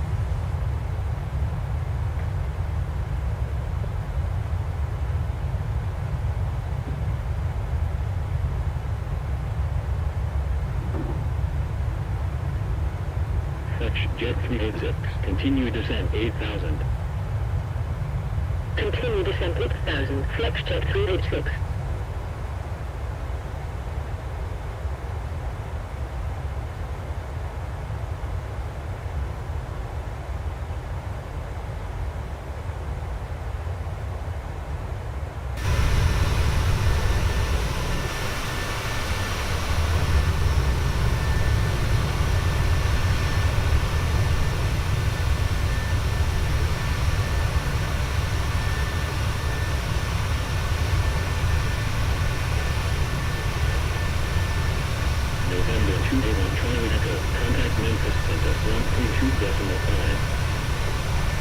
32.5, November 281 Charlie Echo.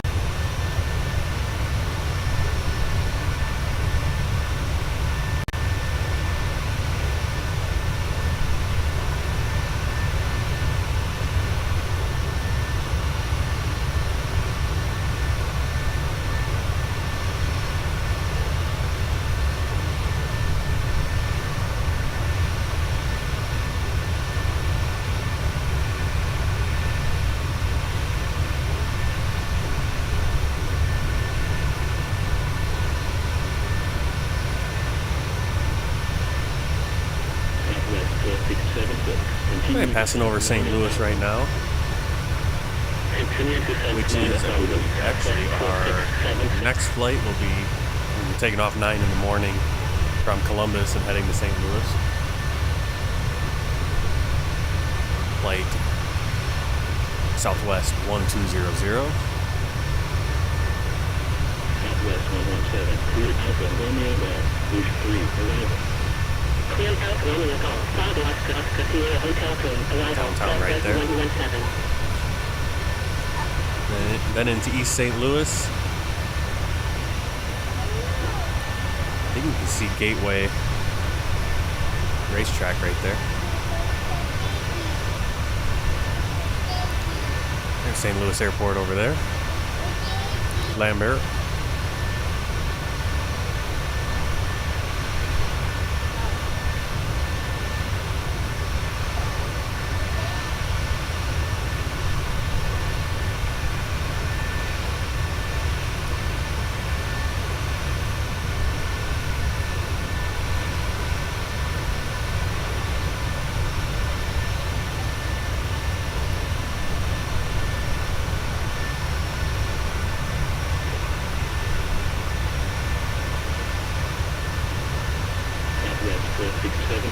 Continue descent 8,000.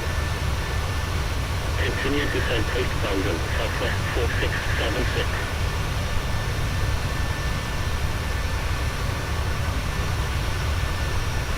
Southwest 2017, expect unit Web 3, arrival, South AOS, approach, runway 27, report when ready for descent. Expect wind Web 3, arrival, CA Alpha Whiskey Kilo Yankee, ILS, approach, runway 27, report when ready for descent, Southwest cleared 17. Southwest cleared 17, ready for descent. Fetch Jet 306, contact St. Louis approach, 123.7. 123.7, Flex Jet 386. Southwest 2817, descend 12,000, altimeter 2996.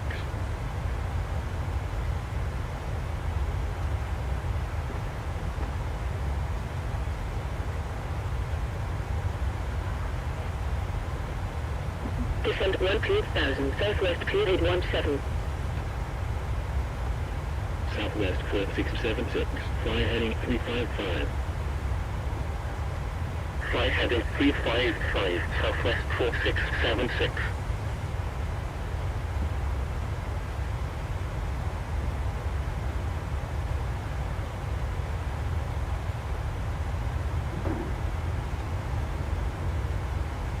Southwest 4676, contact St. Louis approach, 123.7. 123.7, Southwest 4676. Southwest 117, continue descent 10,000. Continue descent 10,000, Southwest 117.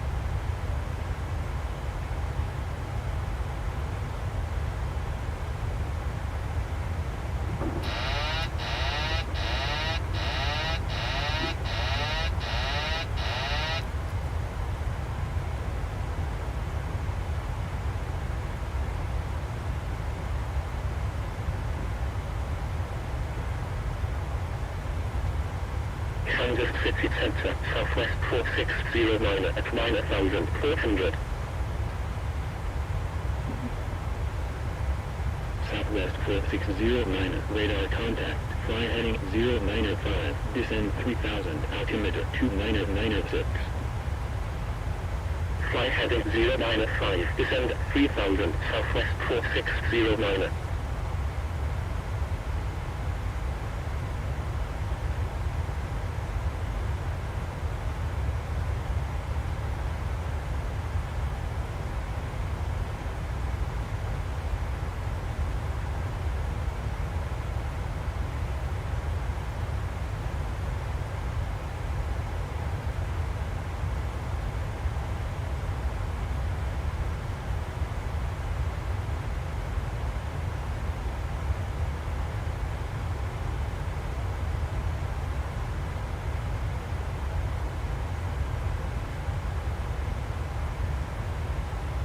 Southwest 4609, contact St. Louis approach 123.7.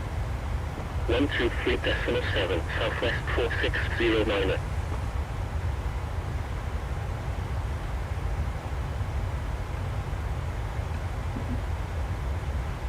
November 134 Papa Golf, fly heading 020, clear ILS, approach at 2500, runway 32 right, report established on localizer. Fly heading 020, clear ILS, approach at 2500, runway 32 right, report established on localizer, November 134 Papa Golf.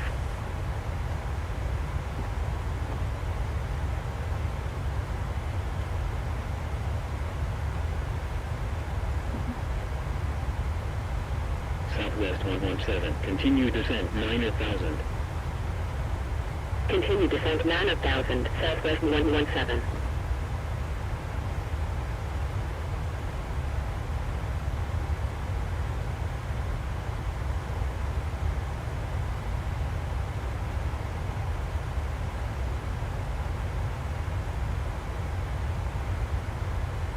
Southwest 5577, clear Alpha Kilo Bravo Alpha Romeo Alpha Romeo Charlie Hotel 2, arrival.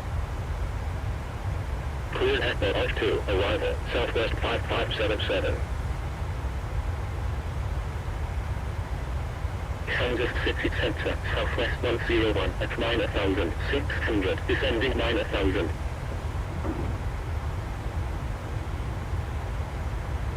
Southwest 101, radar contact, fly heading 095, descend 3000, altimeter 2997.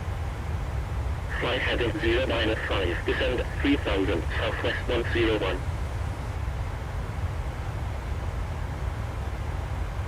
Southwest 101, expect ILS, approach, runway 30 right. Expect ILS, approach, runway 30 right, Southwest 101.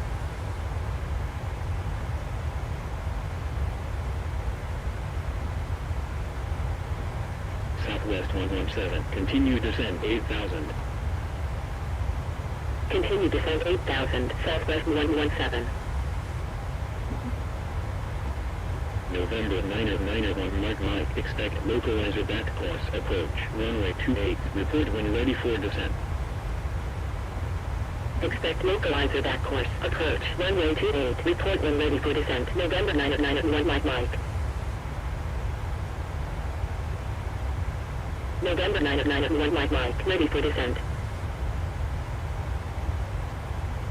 November 991 Mark Mike, descend 2400. Descent 2400, November 991 Mike Mike.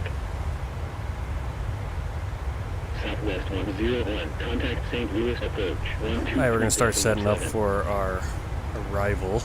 123.7, Southwest 101.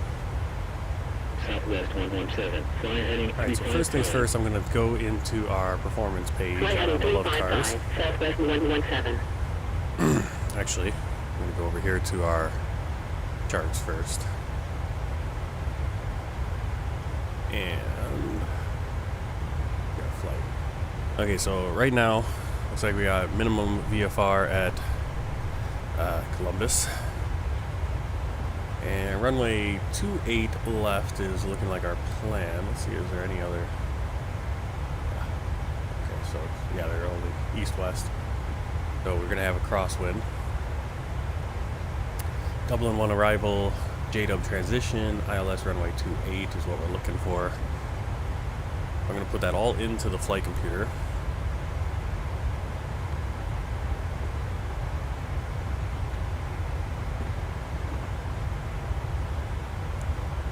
Here's JW. So arrival, ILS 28 left.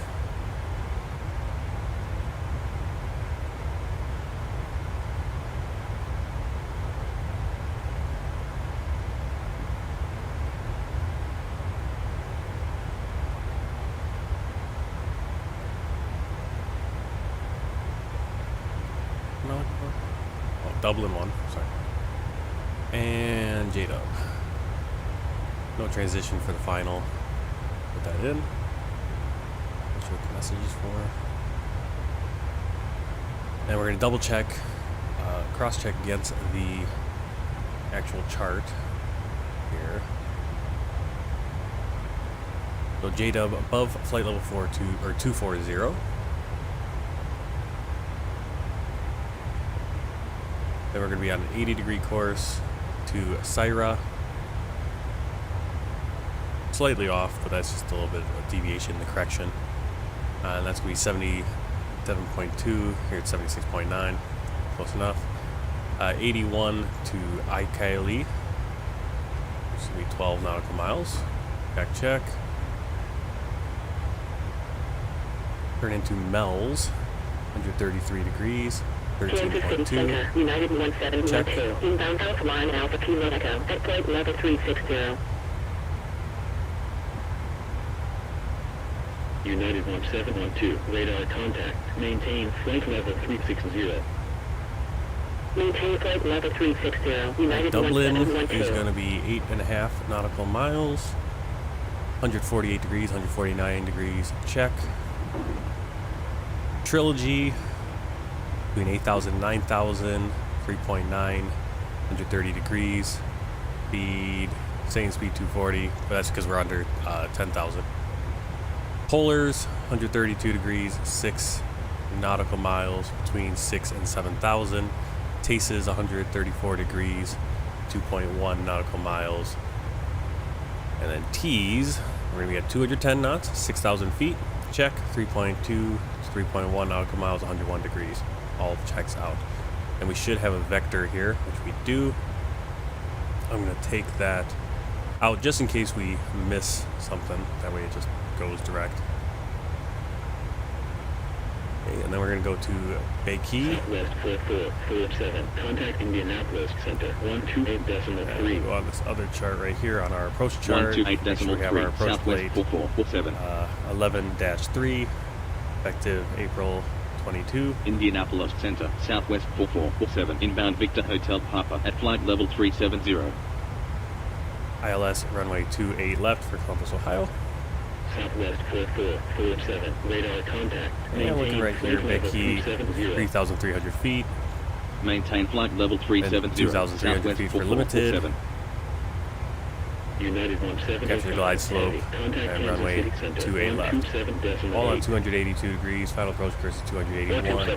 Localizer 111.75. So that all checks out. So let's go.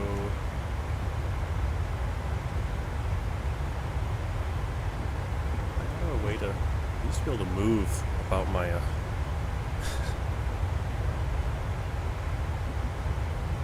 Alright, so put in the ILS.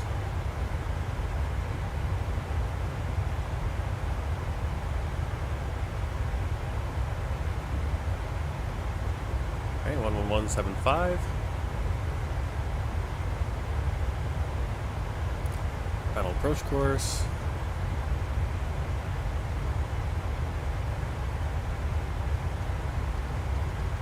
.281.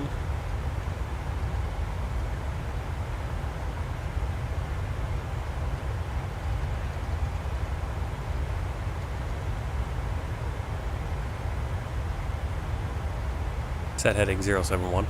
Check. I want to check up here. Landing altitude is 800. Check out the Indianapolis airport Center, chart. United 1198, inbound Tango, Lima, Mike November, at flight level Landing altitude 340. 800. Airport elevation right here 815. United 1198, radar also need contact. our Proceed direct Tango India, minimums, Lima, Mike November. ILS, Then as decision filed. altitude Maintain flight level 1,015 340. feet. Proceed direct to maintain flight level 340, United 1198. Set barrel minimums 1015. Indianapolis Center, Southwest 433, inbound Hotel India Sierra, November Alpha, at A flight lot level quicker than me having to try to 330. spin the wheel and everything. Indianapolis Center, United 2323, inbound Whiskey Alpha Alpha Yankee November, at flight level 330. Southwest 433, radar contact. Proceed direct Hotel India Sierra November Alpha. Then as filed, maintain flight level 330. Proceed direct is left. Maintain flight level 330, Southwest 433. United 2323, radar contact. Proceed direct Whiskey Alpha Alpha Yankee November. Then as filed, maintain flight level 330. You can see the top of descent. The progress page, we have level 330, United about 2323. 15 minutes, so let's let everyone know. UPS 2845, heavy, clear, Julian Alpha, Once Yankee, again Victor, from the Oscar, cockpit. I Delta hope you're Alpha, enjoying the Mike, flight so November far. 5, We arrival. expect to be descending in around 15 minutes. The arrival weather forecast is looking good, so it should be a nice easy approach to the airport. We're not expecting any delays, so we should be able to land fairly quickly. Once we do start our descent, please make sure to listen carefully to any instructions from our cabin crew and pay special attention to the seatbelt sign. Thanks for flying with us, and I'll speak to you again soon.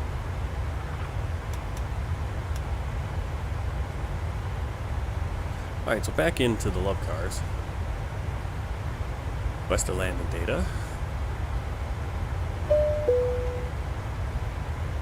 Alright, so here we got outside air temperature 17, wind 207 at 8 knots, no gusts, QNH 3001, landing weight, and then runway 28 left, flaps 30, VREF 128, V target 133, so wind correction +5, auto brake, showing what we are getting. We're going to go auto brake 3, that's the typical that they use for Southwest actually. And since we're landing, the terminal is going to be on our side, closer to where we're actually landing. We do want to get off the runway as soon as possible so we don't have to be further down and taxi further. So we'll do auto brake 3, which I have set. Alright, so let's get our VREF and stuff in. Proceed direct YA, maintain flight level 330, America 2119. Alright, here's say 130. What do we have? 128. Okay. We'll just go off of what the... Well, let's go with what we have on the... We can actually do this all manually, too. There you go. Cross-check this, 111.75 for the ILS. Course 281, ILS 28 left. You see we got 10,114 feet of runway. And with auto brake 3, we will have 3,925 of runway left. I'm not sure if that takes into account the putting the reversers as well. We're gonna do flaps 30. Let's see anything else we need here. So we got the ATIS. Well, we didn't get the ATIS here. Let's check the ATIS. We got digital ATIS here. Arrival weather. All right, ATIS information Lima 1401 Zulu. That's gonna be getting updated pretty soon. Special wind 210 8 knots, 9 statute miles, broken clouds at 1,600 feet, broken clouds at so we got a low ceiling there, 1,600 feet, broken clouds at 8,000 feet, broken clouds at 15,000 feet, and overcast at 25,000 feet, 17 degrees, 2.13, 3001 for our altimeter. ILS runway 28 left and ILS runway 28 right, simultaneous approach and use. And then we got different things on the taxiways, which we're not really going to worry about because, or I'll kind of look at. We've got some bird activity. All departing aircraft. We're not departing aircraft. Advise you have information Lima. Okay.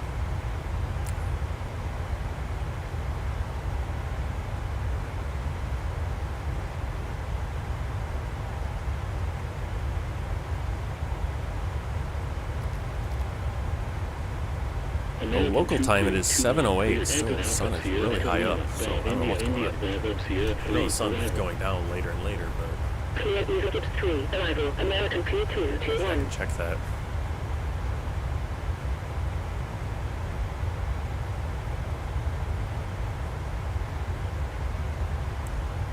The sun, at least where I'm at, the sun is setting at 7:28, so. Southwest 4705, expect Akbar Arch 2, arrival ILS, approach, runway 30 right, report when ready for descent. Expect Alpha Kilo Bravo Alpha Romeo Alpha Alpha Romeo Charlie Hotel 2, arrival ILS, approach, runway 30 right, report when ready for descent, Southwest 4705. Southwest 4705, ready for descent. Southwest 4705, descend 11,000, altimeter. Alright, we're coming up on, there's another plane right down there. Cool. Descend 11,000, Southwest 4705. Now from this view, you can tell that the sun is starting to go down.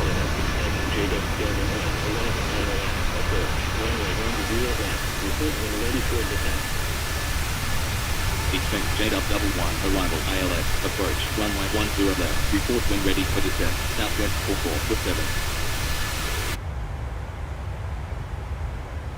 4447. And of course they're giving us the opposite runway because why not? Makes sense with the winds. Our ATC is just broken today. I guess. American 2221, continue descent 7,000. But I'm going to do that because I don't want to land with a plane taking off at American me. P221. Right, so ILS, approach runway 10, left. Just going to change our few of our things. It's kind of annoying because you get everything set up and then you have to switch it to the opposite runway because reasons, I guess.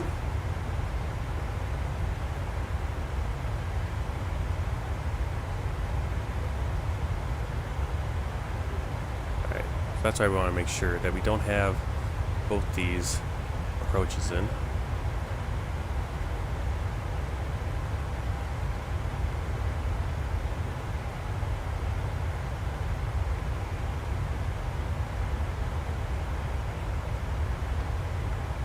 Frames are just killed out here.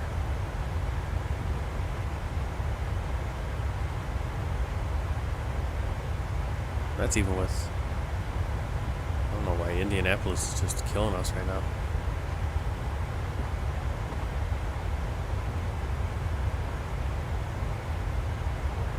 The US is very hard on the computer. Alright, so our top descent is a little bit sooner now. November 696 Victor Papa, turn right heading 005. Now we have to reset everything on our November 696 Victor Papa. courses. Approach course is now 101.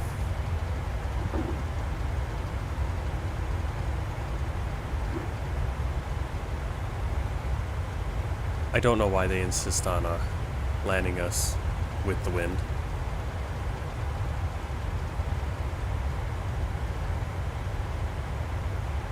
And we need 109.1.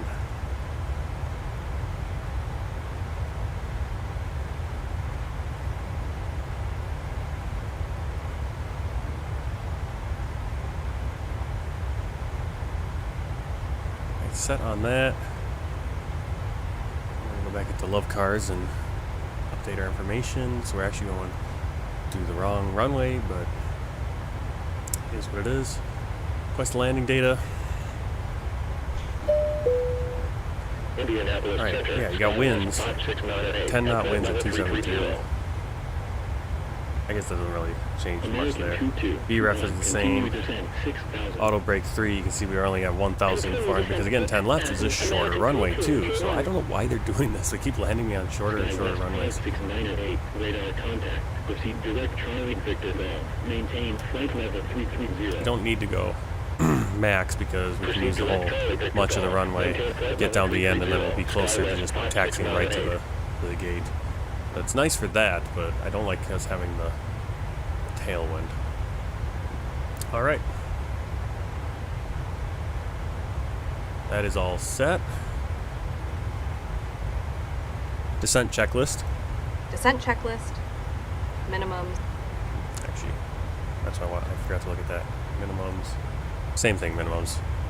Set. VREF and V target. Continue descent 14,000. Altimeter 2998. 128, 133 set. Auto brake. 3 set. Recall. Checked. Descent checklist complete.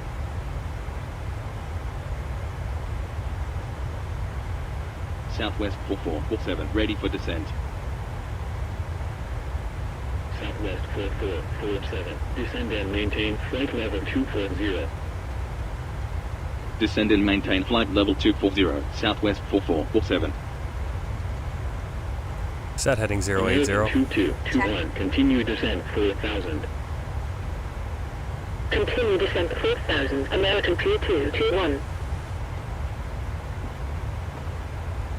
Alright, so we just passed Indianapolis.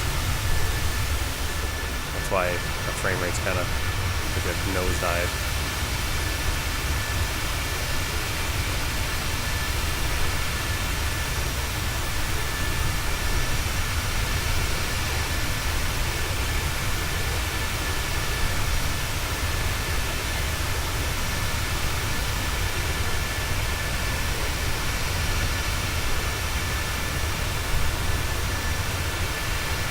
Blue Street 518 fly heading 340, cleared ILS, approach at 2000, runway 27 left, report established on localizer. Fly heading 340, cleared ILS, approach at 2000, runway 27 left, report established on localizer, Blue Street 5189. FedEx 3609 heavy, continue descent 11,500, cleared Alpha Romeo Charlie Alpha Bravo, Sierra November Kilo Papa Tango 2, arrival. Continue descent 11,500, cleared Upcut Sierra November Kilo Papa Tango 2, arrival, FedEx 3609 heavy. Exit Jet 656, contact Chicago Center 128.5. 128.5, exit jet 656.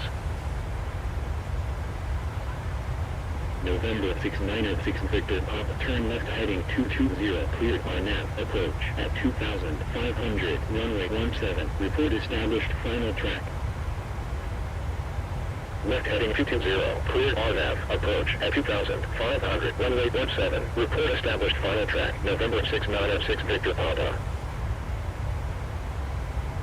Southwest 4447, continue descent 5,000, cleared JW1, arrival, altimeter 29907.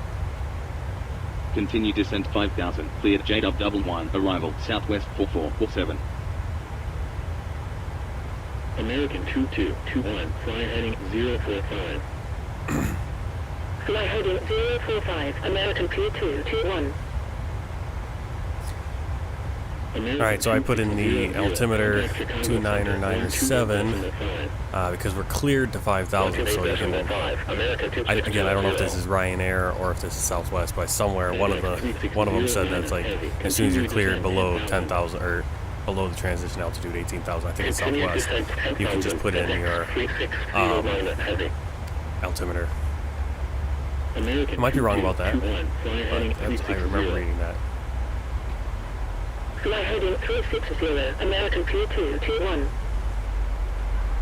Brickyard 5614, continue descent 14,000, altimeter 29907. Continue descent 14,000, Brickyard 5614.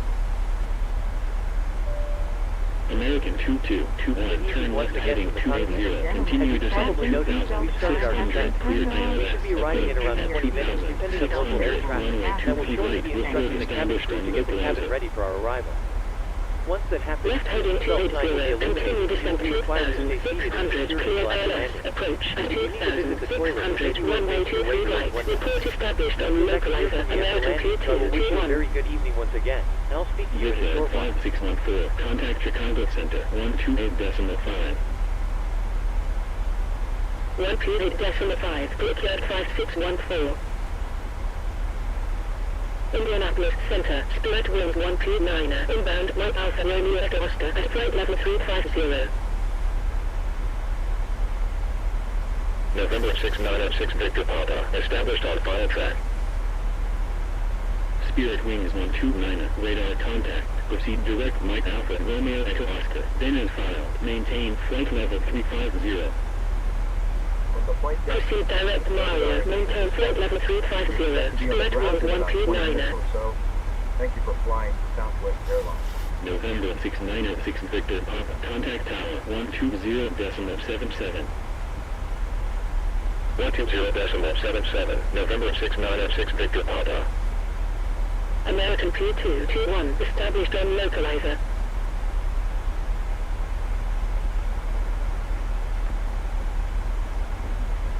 Sky West 56908, expect Charlie Victor Golf, Charlie Lima Echo Golf Golf 5, arrival ILS, approach, runway 22, report when ready for descent.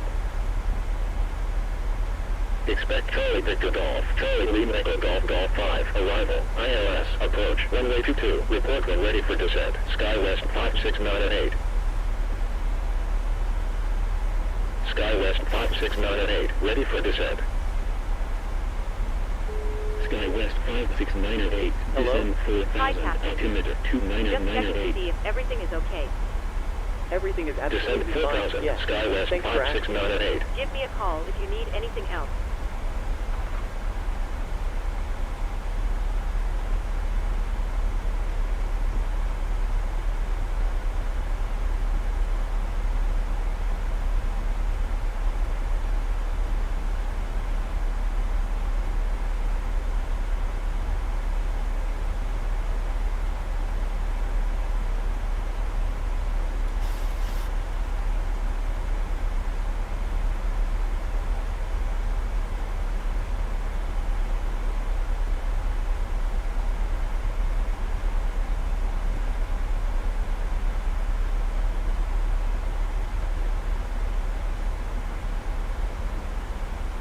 FedEx 3609, heavy, continue descent 7000.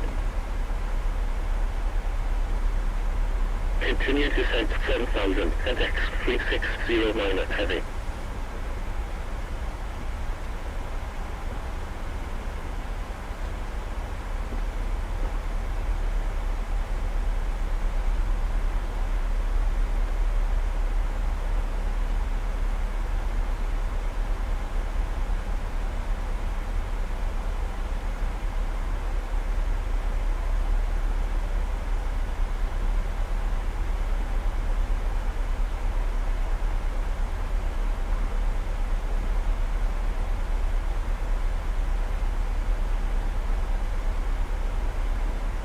Sky West 3873, contact Chicago Center, 128.5.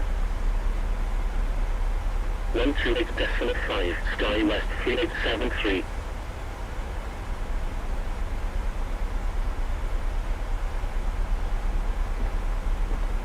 American 1038, contact Chicago Center, 128.5. Cabin crew, prepare the cabin for landing. 128.5, American 1038.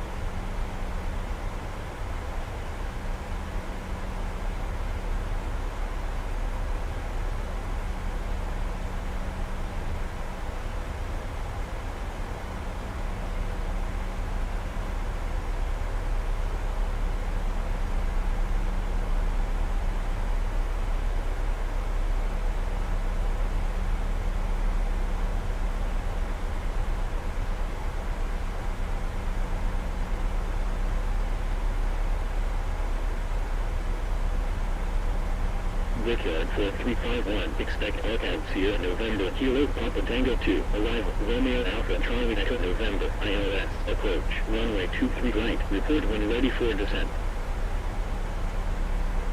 Expect Arcad Sierra November, Kilo Papa Tango 2, arrival, Romeo Alpha Charlie Echo November, ILS, approach, runway 23 right, report when ready for descent, Brickyard 4351.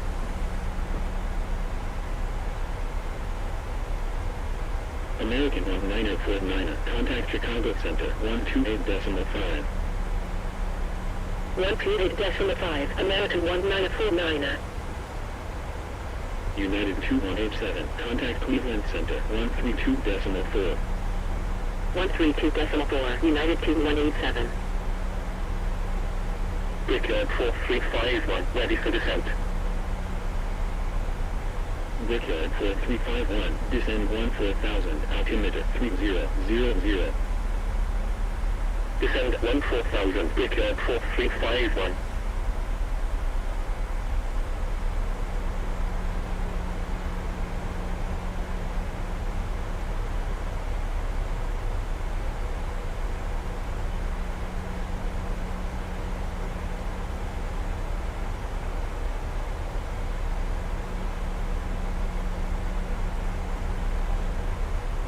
Indianapolis Center, United 1745, at flight level 240, climbing at flight level 330.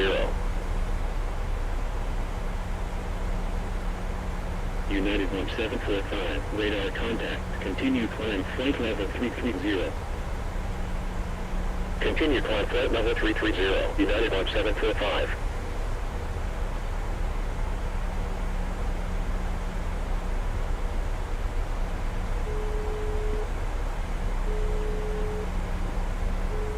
Hello? Hi, Captain. The cabin is secured for landing. We're almost ready, actually, so you can take your seats now. No problem. All stations, landing position seats.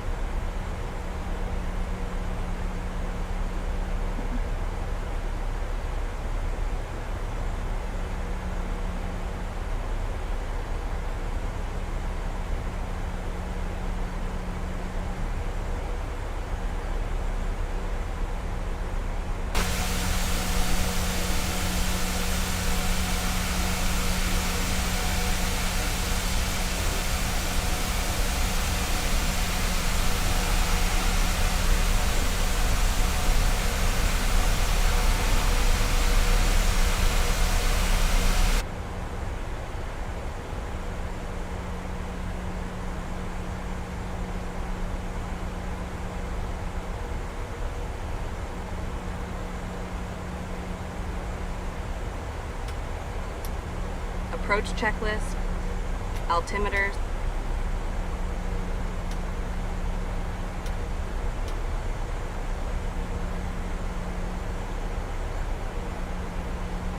packs, start switches.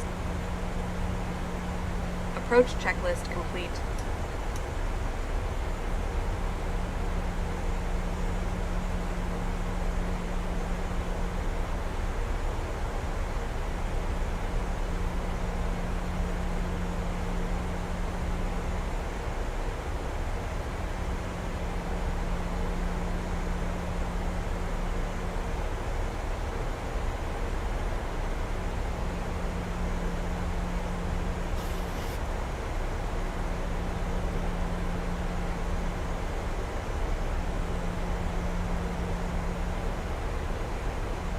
Ten 10,000 feet.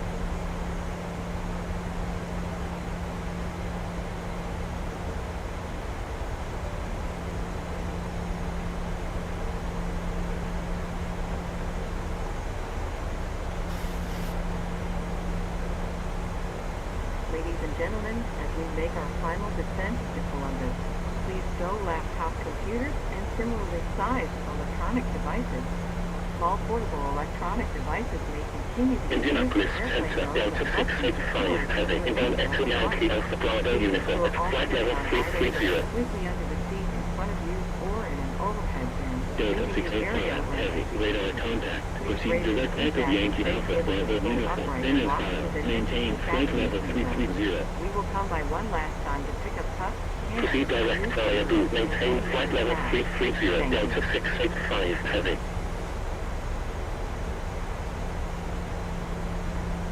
Alright, what's so far nice about this approach, I think I had the mic off so you didn't hear my checklist there. It's supposed to be 18,000 feet. Anyway, what I'm appreciating is that they cleared us all the way down to 5,000, so we're kind of ahead of the thing. Should be at 5,000, then we'll be able to decel down to 210 by MADC right there. Flight level 320. Put on the data, you can see that. Doesn't say it on there. Delta 2298, radar contact. Right there, MADC 210. Level 330. 5,000 feet. Climb flight level 330, Delta 2298. Set heading 150. Check.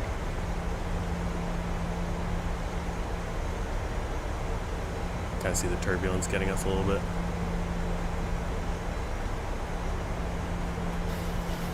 As we go through this cloud layer, which is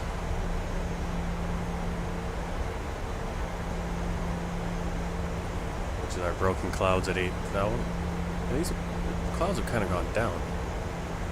Or maybe that's all right over the airport, I guess. Because these clouds are broken at a little bit lower than 8,000, it looks like. Closer to 5,000, so we're right in the clouds.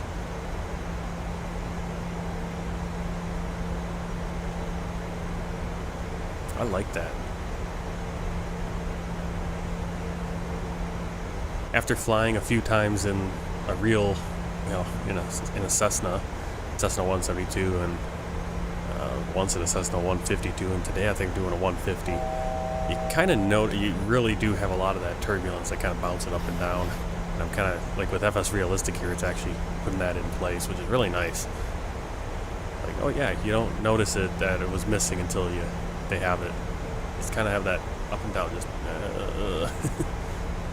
and every once in a while it kind of sinks a little bit more. Ooh. Really nice. Alright, we should start our decel. Plane should automatically do it on its own, I would think, but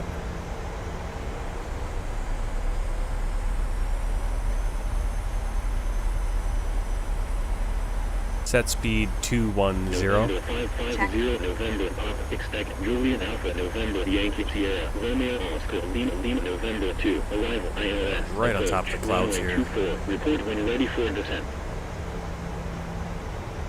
Expect Julian Alpha, November Yankee Sierra, Romeo Oscar, Lima, Alright, Madsy, we're going to be 210, 5,000 feet. We can expect radar vectors pretty soon to get onto the ILS final approach. November 550, November Ottawa, ready for descent. Obviously, if we don't, we will just kind of naturally go in there. Southwest 4447, fly heading 190. Set heading 190. Flight heading 190, Check. Southwest 4447. November 550, November Papa, descend 17,000. So now we're on the heading. 001. Descend 17,000. See, the track is 188, 187. We do have that little bit of wind coming. Southwest 4447, contact Columbus approach, 125.95. Over the clouds here. 125.95. If I didn't know we were so close to the ground, it would 47. look like we're at a cruise altitude. Just kind of skimming the clouds. Columbus approach, Southwest 4447 at 5,000. We'll hit the approach button. Then when we hit that dotted white line, it'll automatically turn us in. Southwest 4447, turn left heading 145, continue descent 2,300, altimeter 3001, cruise ILS, approach at 2,300, wind 10 left, report established on localizer. Left heading 145, continue descent 2,300, cleared ILS, approach at 2,300, runway 10 left, report established on localizer, Southwest 4447. Set heading 145. Check. So it got captured already by the approach. So it's already turning. And get our descent. Let's continue to bring the speed down. Set speed 200. Check. Set speed 200. Check. Set speed 200. Check.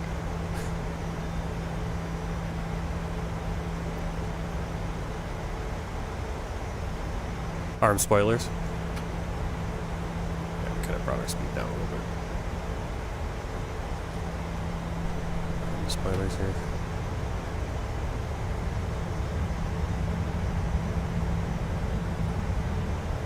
Flaps 1, set speed. Flaps 1.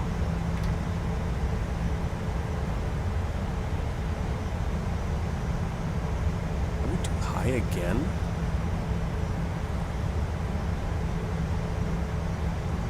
Did this last time too, where they didn't clear us until... I had 2 flights in a row now where I can't get my plane down. It's ridiculous. Yeah, we're too high.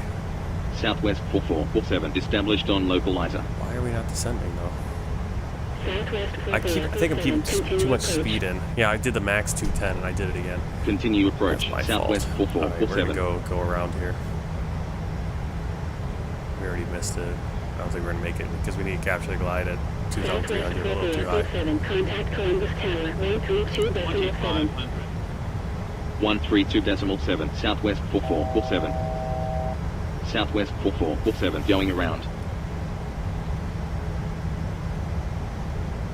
Southwest 4447, fly heading 100. Fly heading Flaps up. 100. Southwest 4447. Set speed 200. Check. Southwest 4447. Set heading 100. Check. Columbus departure, Skywest 4849 at 2,000. Not to mention we're right on top of another plane. Climb 6000. Southwest 4447. Skywest 4849 Whoa. radar contact. See, they're taking off. They're taking off. 6000, altimeter 3002. Southwest 4447, contact Indianapolis Center, And what we're gonna do, we're probably gonna 128.3. have to switch our Fly heading 280, continue climb 6000, Skywest tower. 4849. 128.3. Southwest 4447. Skywest 4849, proceed direct Hotel Indiana. Clear Genesville M2, arrival, Frontier Flight 1832. Indianapolis Center. Southwest 4447 at 3000. Climbing 6000. Southwest 4447, radar contact, turn left heading 080, continue climb 12,300, altimeter 3002. Left heading 080. Continue climb 12,300. Southwest 4447. Indianapolis Center, Skywest 4849, inbound close at 5,300, climbing 6,000. Southwest 4447, turn left heading 055. Left heading 055. Southwest 4447. Skywest 4849, radar contact, proceed direct Hotel India, Romeo India Delta, then is filed, continue. Set heading flight level 055. 330. Check. Proceed direct close, continue climb flight level Why are we 330, not climbing? Skywest Why are we 4849. not climbing? Why are we not climbing? Southwest 4447. Level change to 12,300. It's not climbing. What are we doing? Expect ILS. Approach. Runway 10 left. Southwest 4447. Southwest 4447, turn left heading 035, maintain 3000. There we go. Left heading 035. Trying to kill me again, Maintain the 3000. Southwest 4447. And now they're gonna November be 806 Bravo Papa, contact Cleveland Center 132.4. 132.4, November 806 Bravo Papa. set heading 035. Check.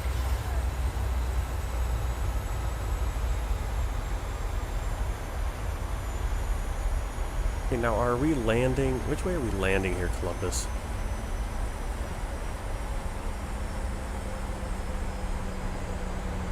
Yep, they got us landing runway 28 left, 28 right, which is not what we are on. Okay, so we're gonna switch this around again. It'd be nice if the ATC could decide which way it wants to land, which way it wants to take off. Okay. We're at 3,000 feet. We're going where we need to go. 47, turn right heading 060. Set heading 060. Check. Right heading 060. Southwest 4447. Go back to 28 left. Really annoying. Okay, 28 left.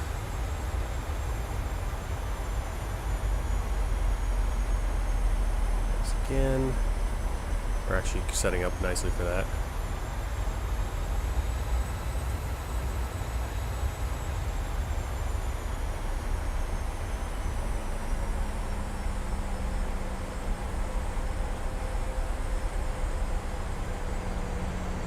Southwest 4447, turn right heading 200, contact Columbus approach 125.905. Right heading 200, 125.95, Southwest 4447.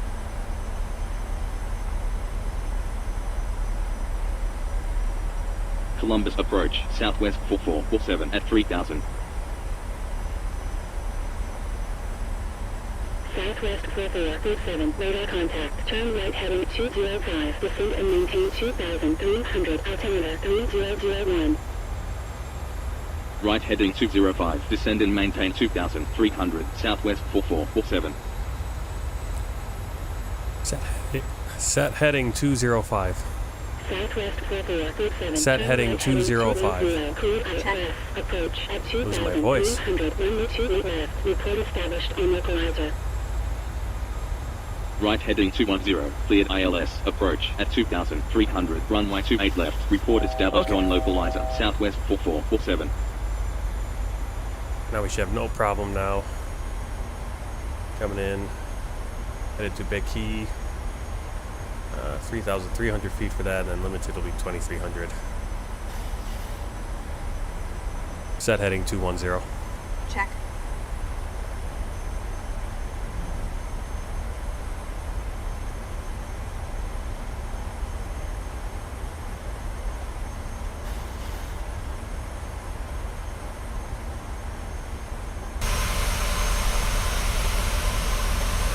Yeah, as you can see, Episode ATC, at least the last two flights have been a little wonky. This flight terribly wonky, where it's like taking off the wrong direction, landing the wrong direction initially. And you saw that other plane fly right over us as we started our go around. I knew it was wrong. I mean, it's like the winds. Sometimes it's like, what are you thinking?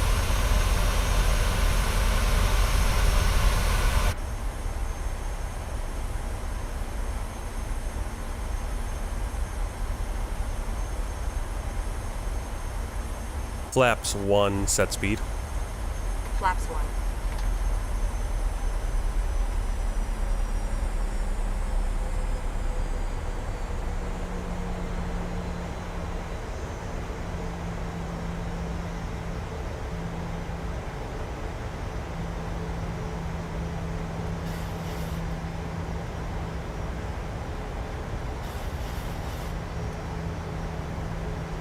It would probably make more sense for us to go to 28 right, but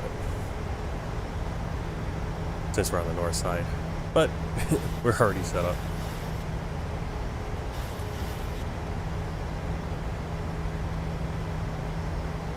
Flaps 5, set speed. Flaps 5.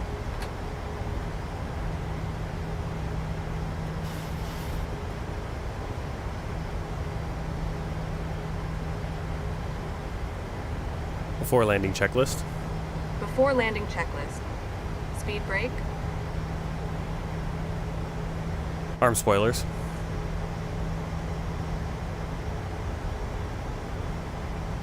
Cancel checklist. Cancel. I forget how to cancel that stuff.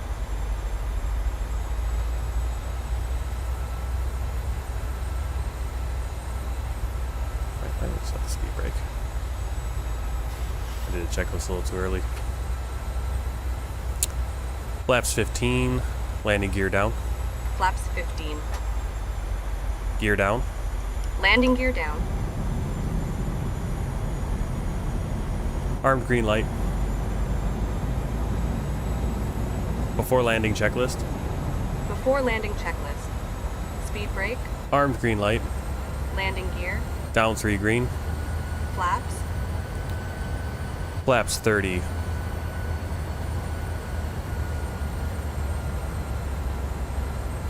Flaps 30, set target. Before landing checklist complete. Okay, never mind. Yeah, I'm doing my things out of order, I think. What's going on there? I find you do the landing checklist, I guess you just want to be stabilized and everything right now. Flaps 30, set target. Flaps 30. Setting our target, 133 knots. I think we survived. Still alive here. 2,300 feet. We are stabilized. We're pretty far out actually, but I'm not going to overshoot like we did last time. Yeah, I keep screwing up where it's like I get that maximum speed. I put the max speed at 210, but then I forget that's like, oh yeah, that's the max speed. I should be already probably to my flaps 5 speed by that point, if I can, which I could have. Then you're racing, get behind the plane.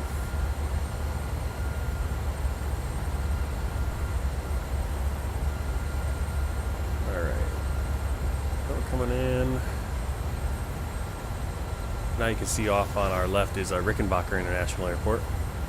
Was on our right coming in. We actually were approaching right over Columbus on our approach. Couldn't see anything with the clouds. And we were focused on the go around.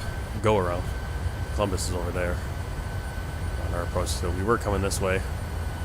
Then we did the go around. Looped around, come back. Facing the other direction.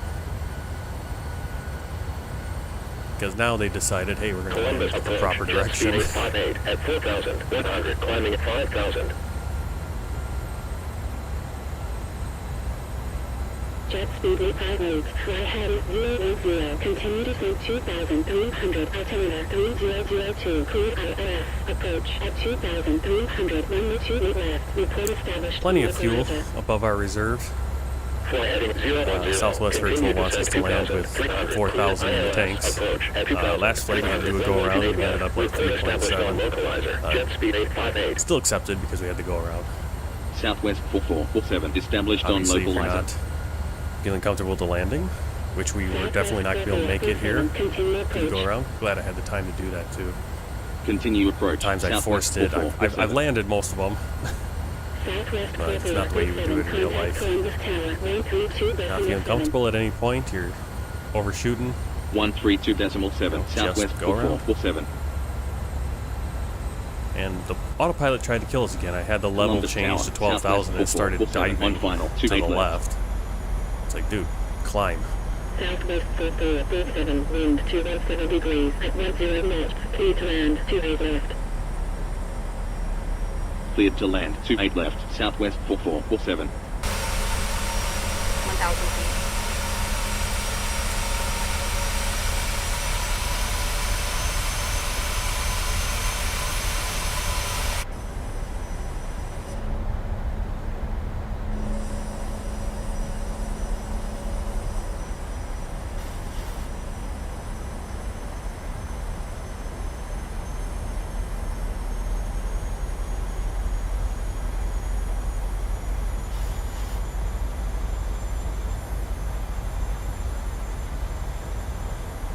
Wow, really? Why are the frames so bad here?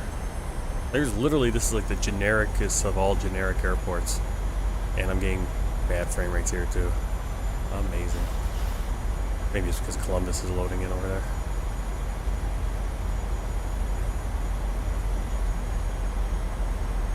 Amazing. Auto FPS is, this is crazy that this is like just, I have nothing installed here for Columbus and it's having a harder time here than, you know, Phoenix on the approach. Amazing. Columbus Tower, jet speed 858 on final, 28 left. Jet speed 858, continue approach. Where's the landing? Continue approach, jet speed 858. 300. Approaching minimum. Approaching minimum. Sink rate. Sink rate. Minimums.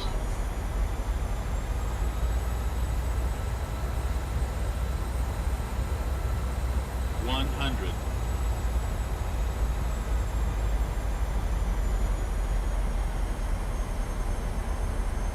50. Columbus Tower, Southwest 1975, runway 28 right, ready for departure. Extended. Southwest 4447, when vacated contact ground 121.9. When Deployed. vacated, contact ground 121.9, Southwest 4447. Southwest 1975, line up runway 28 right. 60 knots. Line up runway 28 right, Southwest 1975. On behalf of this flight crew and Southwest Airlines, welcome to Columbus. Please remain seated with your seatbelts fastened, seat back and tray table in their full upright and locked position, and all carry-on items completely under the seat in front of you. When the captain Flaps up. turns off the fasten seatbelt sign, please be careful when opening the overhead bin. Items may have shifted during flight Jet and speed could fall. 858, wind We 2 may knots ask 7 you to degrees, assemble at some 10 small knots, please portable land 2 electronic left. devices, but please remain seated. Clear to land, 28 left, jet speed 8. Be advised the aircraft Columbus doors ground, will be Southwest open during 4447, flight. runway vacated with Bravo. Please ensure that you and any children you are Down supervising engine 2. 4447, taxi to gate 16 via Bravo, Echo. another Southwest Alright, flight. Bravo Please Echo. Taxi to check the gate visors in the 16 terminal via for Bravo, your Echo, flight Southwest safety. We 4447. certainly have enjoyed sharing part of Doesn't our match safety. anything on the We know charts. you have a choice when you Because, of fly, course, it's and we generic. thank you for choosing Southwest Airlines. Now, it is interesting that on the parking chart, there is actually a gate. There is no gate 16. But the numbers make more sense than what Southwest Airlines is saying. Blue Also, Street well, what 5531, we're going to continue do, taxi. since we don't know, On the bus. Continue taxi, Blue Street 5531. Cabin Gate crew, the aircraft is secure. The jetway is connecting. 16. Start deboarding once ready. Just follow me. And Southwest.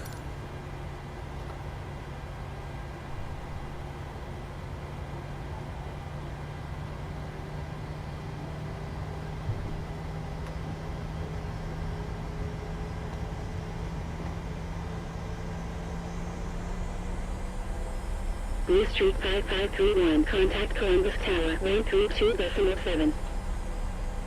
132.7, Blue Street 5531. Endeavor Seems like a much firmer landing than what I got. Southwest of the 8 cars is reporting about 170 feet per minute descent. What do we got here on? Yeah, negative 165. So it seemed firmer and Columbus definitely all ground, the jet speed banging 858, around. runway vacated with It's all Bravo. FS realistic, which is kind of cool. Jet speed 858, taxi to Alright, so parking we're gonna take- 7 via Bravo, Echo, this is Charlie, Charlie. Delta, hold short of runway 10 left, 28 right. Head towards the terminal area. Taxi to parking 37 via Bravo, Echo, Charlie, Delta. Hold short of runway 10 left, 28 right, jet speed 858.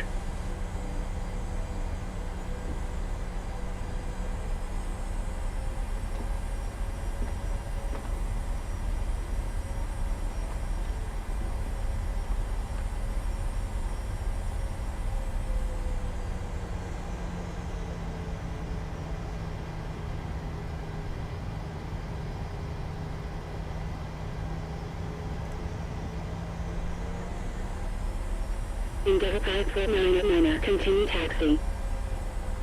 Continue taxi, Endeavor 549 Endeavor 549 contact Columbus Tower 132.7. 132.7, Endeavor 549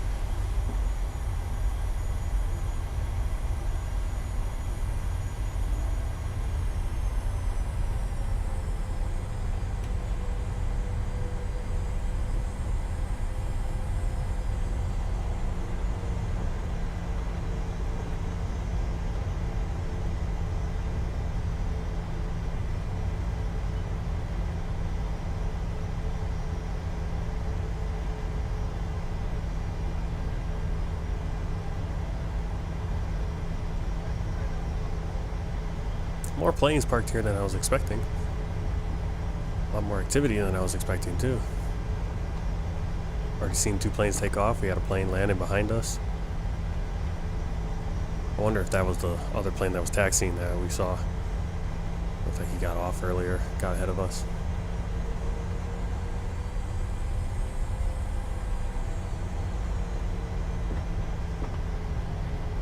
Yep, just the generic vanilla Microsoft Flight Simulator rendition of Columbus. No third-party airports available for Columbus.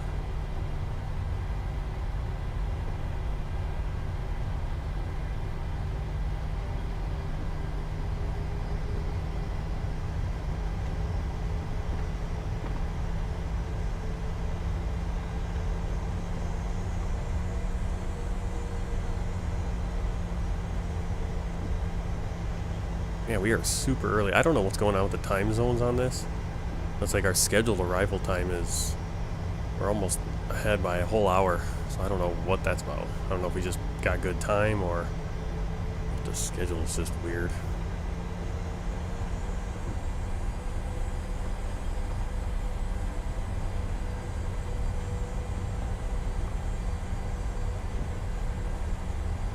Well, the original booking, the arrival time was 20:15. But then on the, I kind of rescheduled it because the departure time was screwed up because they had the wrong time zone for Phoenix. But then it pushed back the arrival time a whole hour. Really weird. Which makes sense. I mean, it should push it back an hour. I don't know why. This flight's got some weird... The schedule for Southwest has some weird stuff going on with this flight. In terms of the time zones, I think. Where are we going?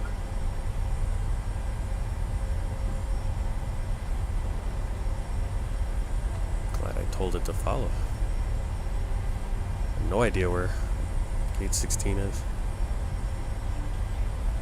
Again, it's hard when your charts, you know, with these generic airports, and they don't have the markings, the taxiways aren't correct, gates aren't correct, and so then you go off your Jepson charts and it doesn't really match. Yeah, we got another Southwest, so we're in the right area, I think.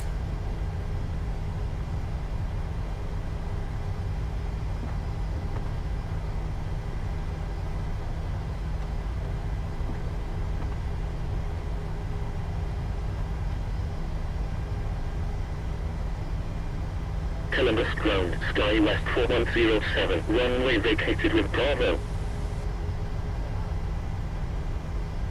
SkyWest 4107, taxi to gate 11 via Bravo. Taxi to gate 11 via Bravo, Sky West 4107.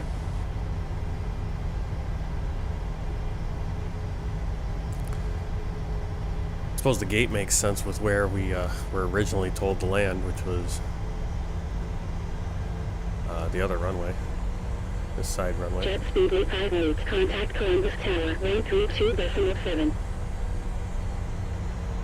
132.7, jet speed We're 858. going to where we don't have a gate. Nice. Really? We don't even get a gate? Oh no, we do. There it is. Hopefully it works.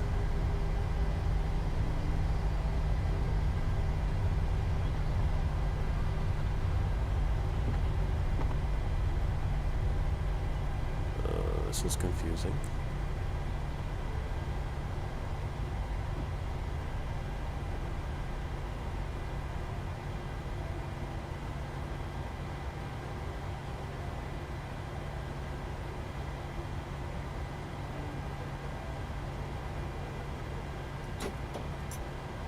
Alright, engines cut off.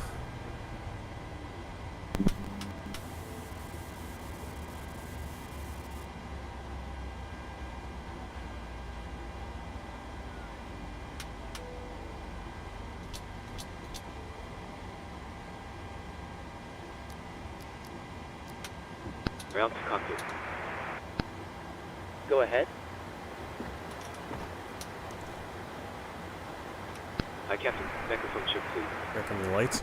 Clear Parking enough. checklist. 4 out of 5. Parking Columbus ground, checklist. jet speed 858, Parking runway brake. vacated Set. with Charlie. Start levers. Cut off. Start Fuel gauge. pumps. Speed 858, One on. taxi Window via Charlie. Roger. Off. Continue taxi via Charlie. Auto. Jet speed 858. Anti-ice. Off. Hydraulic pumps. Electrics off. Start switches. Off. Oil quantity. 82%. Hydraulic quantity. 92%. Radar. Test. transponder. Standby and zeros. Parking checklist complete. Well, see, I don't think we have a... Unfortunately, we don't have like a full shutdown checklist.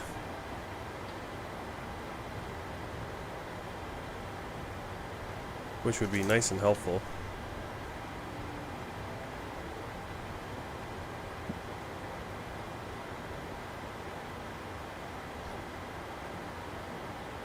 Alright, let's collision off. Let's get the jetway out, get the passengers offloaded.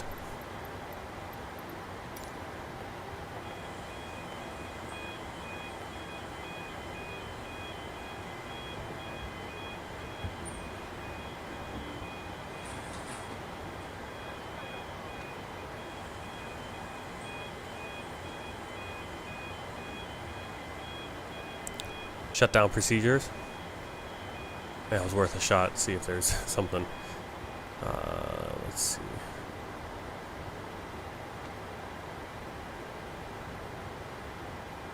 Alright, we are going to shut down the whole thing here because last flight of the day.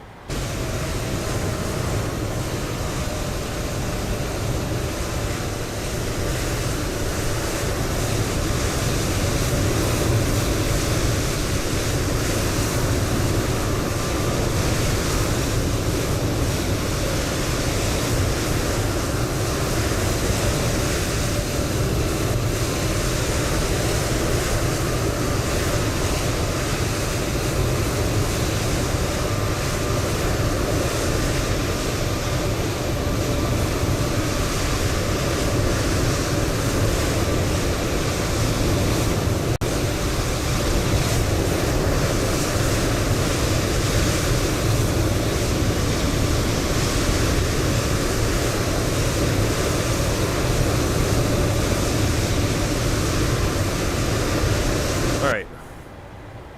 Let's see if we can do this. Terminating checklist. Okay, they don't have anything for that terminating, which is kind of weird. Alright, so APU off. Lead off. Alright, stab trim we want in the green band here, which it is. Get a little bit more. Stab trim, green band, IRS's off. Emergency exit lights off. External lights.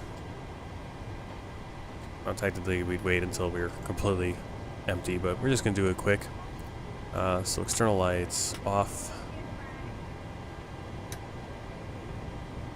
Ground power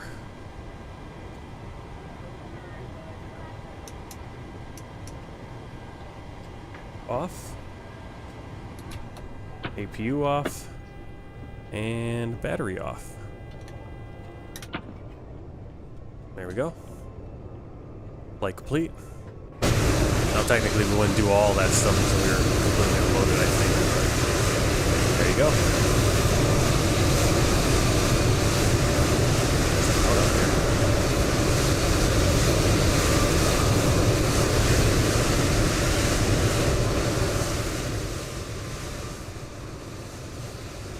Okay, well, possibly later this evening or on Sunday we'll do another flight, another stream. Next Southwest Virtual Airlines flight will be flying from here, Columbus, over to St. Louis, and we'll maybe try to do a couple turnarounds.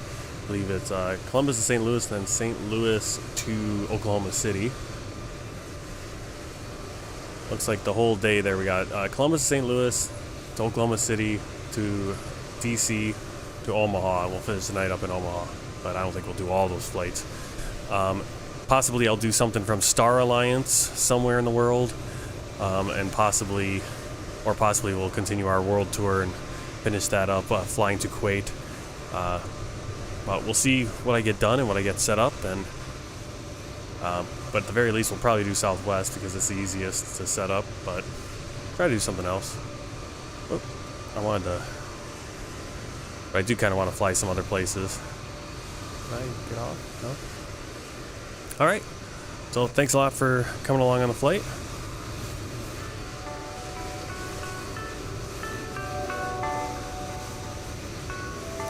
Till next time, happy flying. Take care.